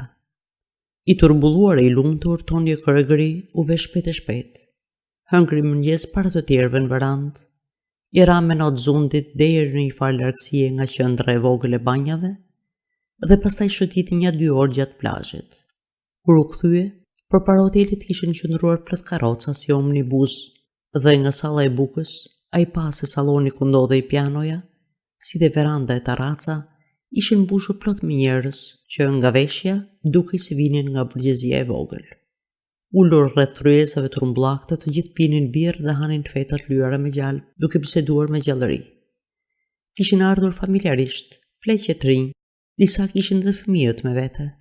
Kur ushtrua mëngjesi i dytë, tryeza ishte mbushur me mish të ftohtë, të tymosur, të kripur e të pjekur, Tonio Kregeri pa se shpëndodhte.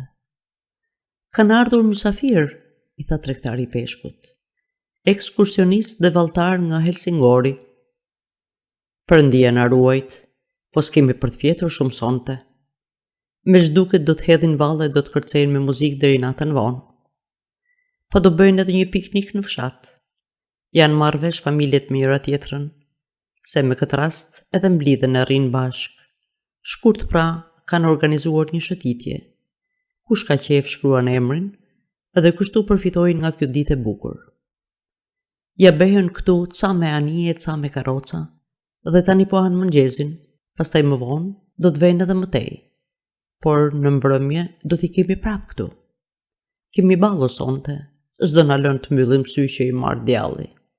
S'ka gjë, një variacion i këndshëm është, tha Tonio Kregeri. Me kaq e sfoli njeri më për një copë herë.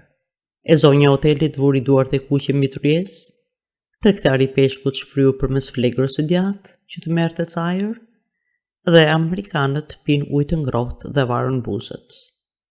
Atëherë, befas jesë ç'ndodhi. Hans Hanseni dhe Ingeborg Holmi kaluan nëpër sallë, dhe çifti bëri përpara zënë dorë për dore, po nxituar me hap shëtitjeje. Ingeborgu, ajo Ingeja bjonde, ishte veshur me rroba çelta, si dikur në mësimet e vallëzimit të zotit Knak. Fustani sa i lehtë me lule i vinte vetëm gjerte kyçe i këmbës, dhe rreth supeve ishte një jak të gjerë tylit bardh të hapur të gjoksi, që i zbulonte qafen e brishtë dhe të lakmueshme. Kapelja i varej nga fjongut e lidhura në krah. Tani ishte ndoshta ca më e zhvilluar se dikur dhe atë gërshetin e mrekullueshëm e kishte rreth kokës, ndërsa Hans Hanseni ishte kokë e këmba i dikurshmi. Ishte veshur atë palltën e vet të çarekshe prej detari me kopsa të arta, me jakën e gjerë blu që i mbulonte supet e shpinën dhe në dorën e lëshuar mbante beretën marinare me fjongut shkurtra që e tunde sa andej këndej me mos kokçarje. Ingeja kthente kokën e saj me bisht, ndoshta ca në siklet që po e vështronin njerëzit që hanin, por Hans Hanseni shite drejt nga tryeza si për inat të gjithëve dhe i sodiste një për një klientët në një mënyrë provokuese dhe paksa përbuzëse, me sytë e tij në ngjyrë çeliku blu. Madje ja lëshoi dorën Ingeborgut dhe tundi edhe më shumë beretën sa andej kënej për të treguar se ç'burr ishte. Kështu, në sfondin e qetë e blu të detit, në nënveshtrimin e Tonio Kregerit, çifti kaloi, përshkoi sallën nga kreu në fund dhe u zhduk nga dera e kundërt në dhomën ku ndodhej pianoja. Kjo ndodhi rreth orës 12:30 dhe klientët e përhershëm të hotelit ishin ende duke ngrënë kur mysafirët e porcaardhur u ngritën e u larguan prej hotelit nga një dalje anësore, pa hyrë me asnjëri në sallën e bukës. U dëgjuan që bënin shakara e që qeshnin tek uleshin karrocat. Pastaj karrocat u nisën njëra pas tjetrës, duke kërcëllitur në rrugë dhe zhurmë e rrotave u shua. Pra do t'u kthej kërkan prap? Pyeti Tonio Kregeri. Patjetër, tha tregtari i peshkut. Dhe më mëshiroft Perëndia, që ta dini kanë porositur muzikë, dhe dhoma ime bi mu misall. S'ka gjë. Një variacion i këndshëm është, përsëriti Tonio Kregeri, pastaj u ngrit e doli. E kaloja ditë siç kish kaluar të tjerat, në plazh e në pyll, me një libër mbi gjunjë dhe duke kapsallitur syt nga dielli. Në kokë s'kishte veç një mendim. Ata do të ktheheshin e do të vallëzonin në sallë, siç kishte thënë tregtari i peshkut.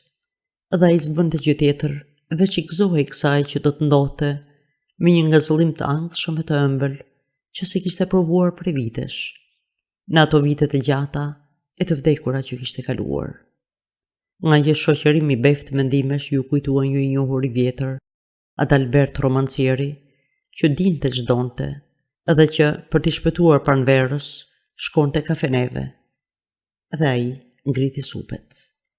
Drejko hëngrë shpejt e shpejt, e edhe darkën u adhan më shpejt se zakonisht, në dhomën e pianos, se në sallon e bukës kishin nisur e po bënin përgatitjet për ballon. Gjithçka ishte vënë në shërbim të festës. Më vonë, kur që errur, edhe Tonio Kregeri ndodhej në dhomën e vet, rruga dhe hoteli u gjalluruan në rishtas. Ekskursionistët po ktheheshin. Madje nga Helsingori po vinin me biçikleta e me karroca të tjerë mysafir, dhe tashmë dëgjohej që po akordonin një violin dhe një klarinet po bënte ca kutullumba hundore. Gjithçka premtonte për një ballo të shkëlqyer. Tani orkestra e vogël ja kish marrë një marshi. Muzika dëgjohej e shkurtër dhe ritmuar, po e hapnin ballon me një poloneze. Tonio Kregeri ndenjente disa çaste i qetë, ulur në karrike duke dëgjuar. Por kur ritmi i marshit u zëvendësua me taktin e valsi, u ngrit dhe u hodh pa zhurmë jashtë dhomës. Nga korridori mund të arrije nëpërmjet një shkalle në krah të djathtë portën anësore të hotelit, dhe prej andej, pa kaluar në asnjë nga dhomat, mund të dilje në verandë. Këtë rrugë mori ai, pa zhurmë, tinës, sikur ndodhej në një vend të ndaluar, duke ecur me amendje e kujdes në errësirë, pa i bërë do të ballë joshës së kësaj muzike të marrë, e që të nanoriste plotëndje, tingujt e cilës po i vinin tani të shkoqur e të qartë. Veranda ishte errët e pa njerëz, por dera me xhama që të çonte në sallën e ndriçuar fort me dy llampa vajguri, të pajisur me reflektor të fuqishëm, ishte e hapur. Ai rrëshqiti në majtë të gishtave, edhe kënaqësia për hajduti që ndjente duke ndonjëherë aty në të errët, dhe duke pasur mundësinë të përgjonte i padukshëm ata që vallëzonin në dritë, i jepte një farë përqethje në lëkurë. Me të shpejtë dhe gjithë lakmi, u përpoq të gjente me sy ata të dy që kërkonte. Festa duke e gjallëruar në kulm megjithëse s'kishte veç gjysmore që kishte filluar, por pas një dite të kaluar në një familiaritet të këndshëm, ku kishin harruar hallet e tyre, njerëzit kishin ardhur këtu plot gaz e gjallëri. Në dhomën e pianos që Tonio Kregeri mund ta shihte mirë, po ta viti edhe ca, ishin mbledhur shumë sotrinj në moshë të pjekur e po luanin letrash duke pirë duhan, të tjerë të ulur përpara në karrikët e veshura me kadife, pranë grave të tyre ose përgjatë murit të sallës, ndiqnin vallëzimin. Ata mbështesnin duart me gjunjët e hapur dhe frynin faqet me pamje të kënaqur, ndërsa nënat, me ato skufjet e vogla, me duart e bashkuara në gjoks dhe kokën vajisur, vështronin si lëvrinin luzma të rinjve. Tek njëri paret i sallës ishin ngritur një podium, dhe aty po jepnin e merrnin muzikantët. Bashkë me veglat e tjera, kishin edhe një trumbet që i binin pak si të përmbajture me ngurim. Trumbeta duke sikur trembej nga zëri i saj, e megjithatë çdo çast lëshonte nga një tingull qerrës. Çiftet lëkundeshin e rrotulloheshin, ndërsa të tjerët shëtisnin krah për krah rreth sallës. Nuk ishin veshur si për ballo, por thjesht si për një të diel vere që kalohet jashtë qytetit.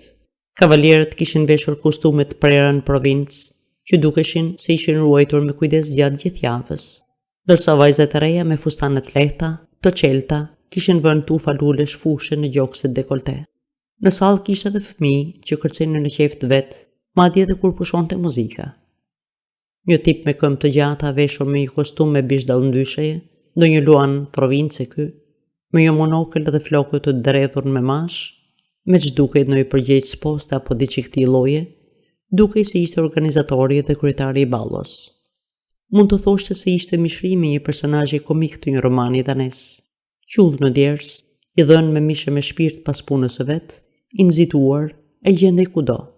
Krekosej me i pamjet me rakosur në përsallë, duke u ngritur me artë në majtë të gishtave, dhe duke kryqëzuar në mënyrë tuafe këmbët me kpucë lustrina me maj, ngrinte krahët lart, jepte udhëzime, porosiste muzikën, rritte plëmbët, ndërsa fjongot e kokardës së madhe shumë ngjyrshe, shenjë e dinjitetit të tij, që e kishte citosur në supë dhe nga e cila kthente nganjëherë kokën me dashuri, flutronin pas tij. Po, ata të dy, që kishin kaluar sot para Tonio Kregerit në dritën e diellit, ishin aty. Ai pa rishtas, dhe u gëzua sa u tremb tek i pikasi thuajse një herësh që të dy. Hans Hansen ndodhej fare pranderës, me këmbë të hapura ca anash dhe pak i përkulur përpara. Ai po hante me kujdes një copë të madhe torte dhe e mbante pëllëmbën të luguar në mjekër që të mblidhte thërrimet. Edhe atje te muri ishte ulur Ingeborg Holmi.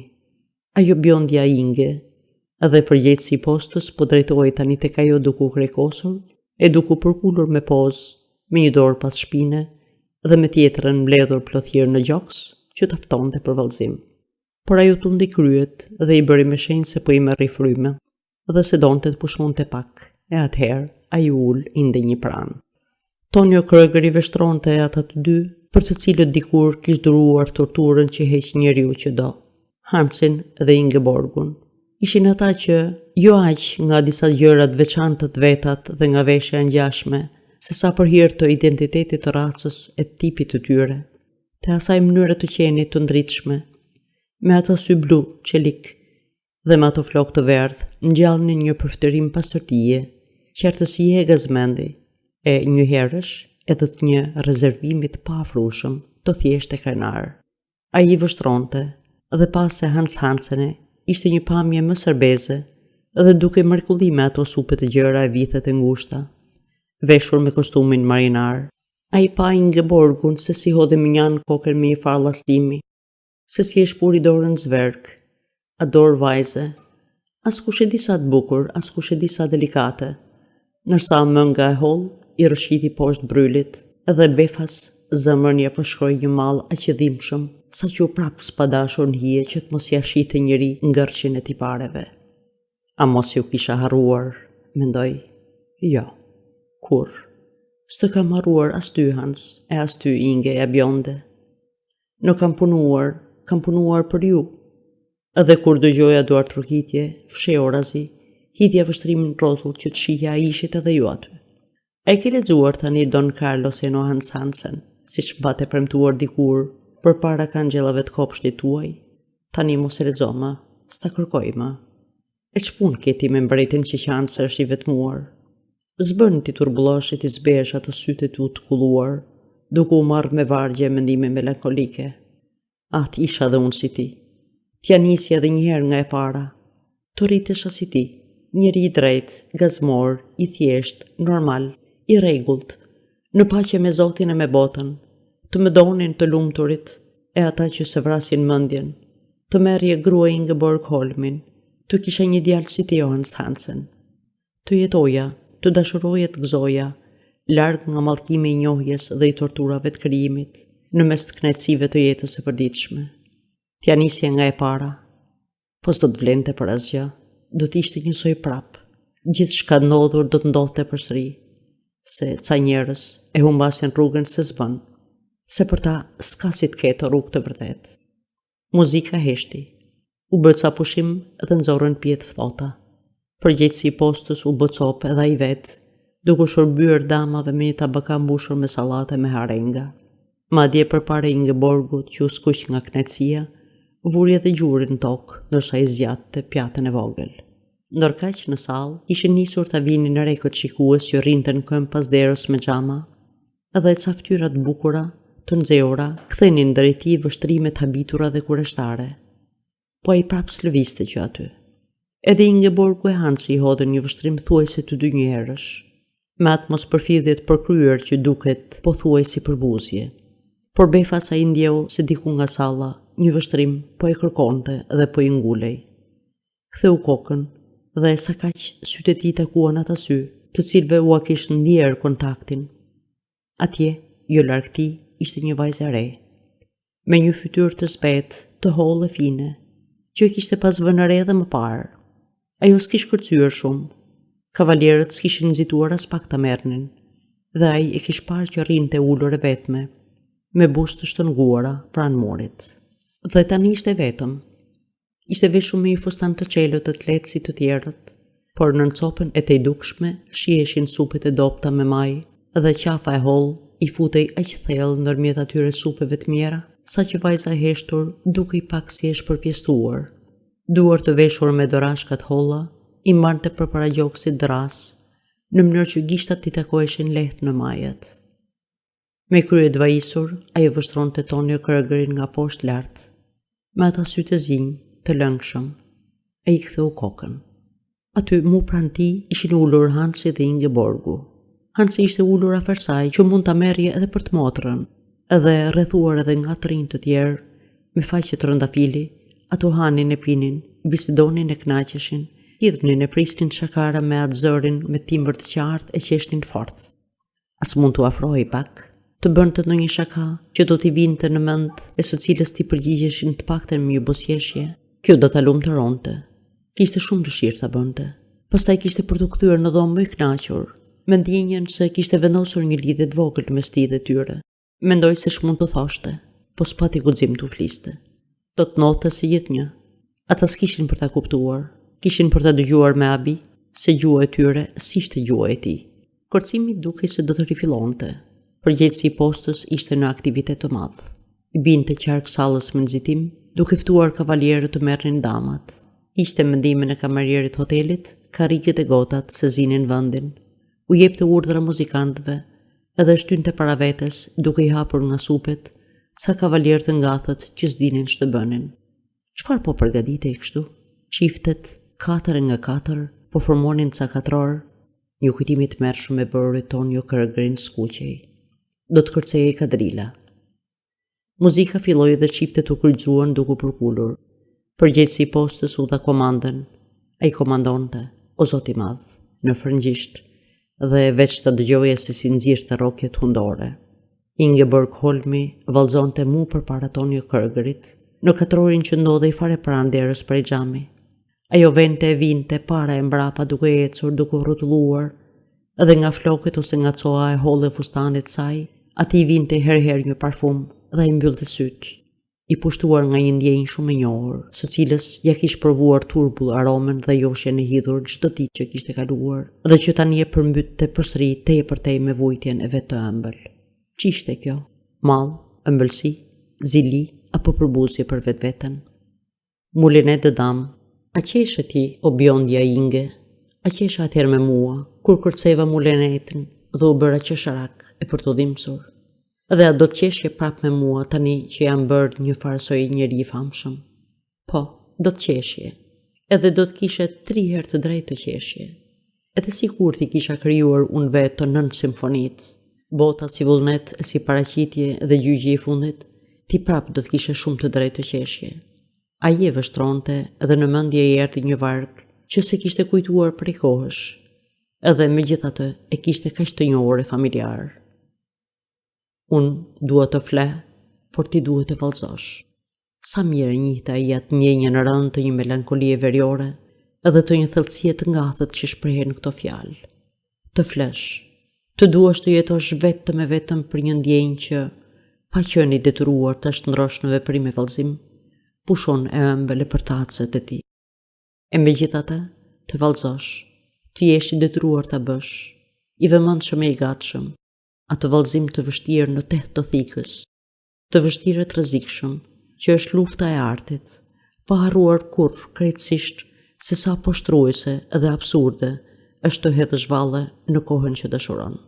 Befas një lëvizje të çmendur e shfrenuar i pushtoi të gjithë vallëzuesit. 4 orë u shprishën, edhe të gjithë po përhapeshin duke rëshqitur e duke kërcyer, po e mbyllnin kadrilën me galop. Çiftet kalonin duke fluturuar para Tonio Kregerit, sipas ritmit të çmendur të muzikës, duke ndjekur njëri tjetrin, duke u sulur, duke kaluar shoshokun me shpërthime të shkurtra të qeshura të mbytura. Njëri prej çifteve po afrohej i shtyr nga vorbulla e përgjithshme që vërtite e përparonte me zhurmë. Vajza e re kishte fytyrën të zbehtë dhe fine, edhe supet e saj të dopta e shumë të larta. Dhe befas, mu përpara Tonio Kregerit, ju pengua këmba, një rëshqitje, një rëzim. Vajza e zbehtë u gjend për tokë. Ra aq keq, aq me vrull, so dukse rëzimi që me zarar, u rëzua dhe kavaleri i saj. Ky, me që duket, u vra se harroi fare damën e vetë. U ngrit për gjysmë, edhe zurit fërkonte gjurin duke u ngërdheshur, nërsa vajza e re, kritet rullosur, pa dyshim nga rënja, s'po ngrihej ende. Atëherë Tonio Kregeri ju afrua, e kapi me kujdes prej krahësh, edhe ndihmoi të ngrihej. E kujputur, e turbulluar dhe e mirë, ajo ngriti syt nga ai, dhe befas fytyra e saj e brisht, u ngjyros me një të kuq të lehtë.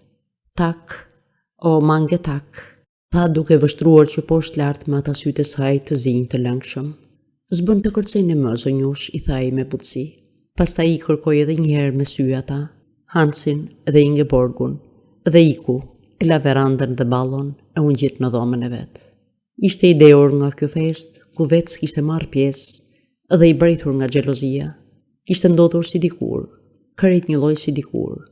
Edhe atëherë i kishte ndonjër më këmbë në një qoshe të errët, me fytyrën që i përvlonte, duke vuajtur nga ju, o qenie të bukura bjonde, nga ju të gjallët, të lumturit, pastaj kishte ikur i vetmuar.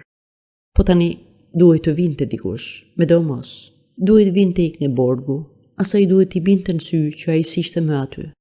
Ajo duhet i vinte pas pa zhurmë, ti vinte dorën supet i thoshte, eja me ne, mos u mërzit, unë të dua. Po ajo s'erdhi fare, s'ndodhi asgjë e tillë. Po, ishte tamam si dikur, edhe si dikur ai ishte i lumtur, se zemra e tij vlonte plot jetë. Por gjatë gjithë kësaj kohe që ai ishte bërë ky që ishte, ç'kishte ekzistuar vallë? Ngrirje, zbrasti, akull dhe shpirt dhe art. Ai u zhvesh, u shtri, shoj dritën. Në jastëk murmuriti 2 emra, ato pak rrokje veriore, me bashkëtingëllime të qashtra, që për të simbolizonin mënyrën e tij të veçantë e të mirëfillt të dashuruarit, të vuajturit, të qenit i lumtur, që i kujtonin jetën, ndjenjën e thjeshtët për zemërt, atë dhe unë. Rikujtoj njëri pas tjetrin vitet që kishin rrjedhur që nga ikja e tij e deri në këtë ditë.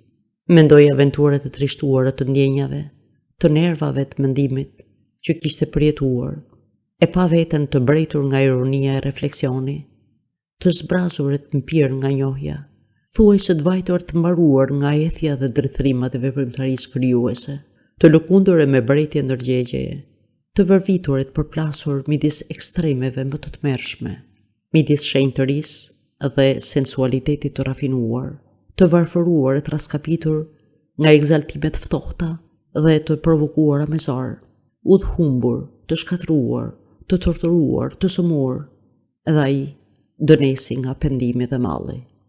Rreth tij nderej heshtja dhe errësira, por që poshtë i vinte i shkurtër e nanuritës ritmi në triko i ëmbël e rëndomt i jetës.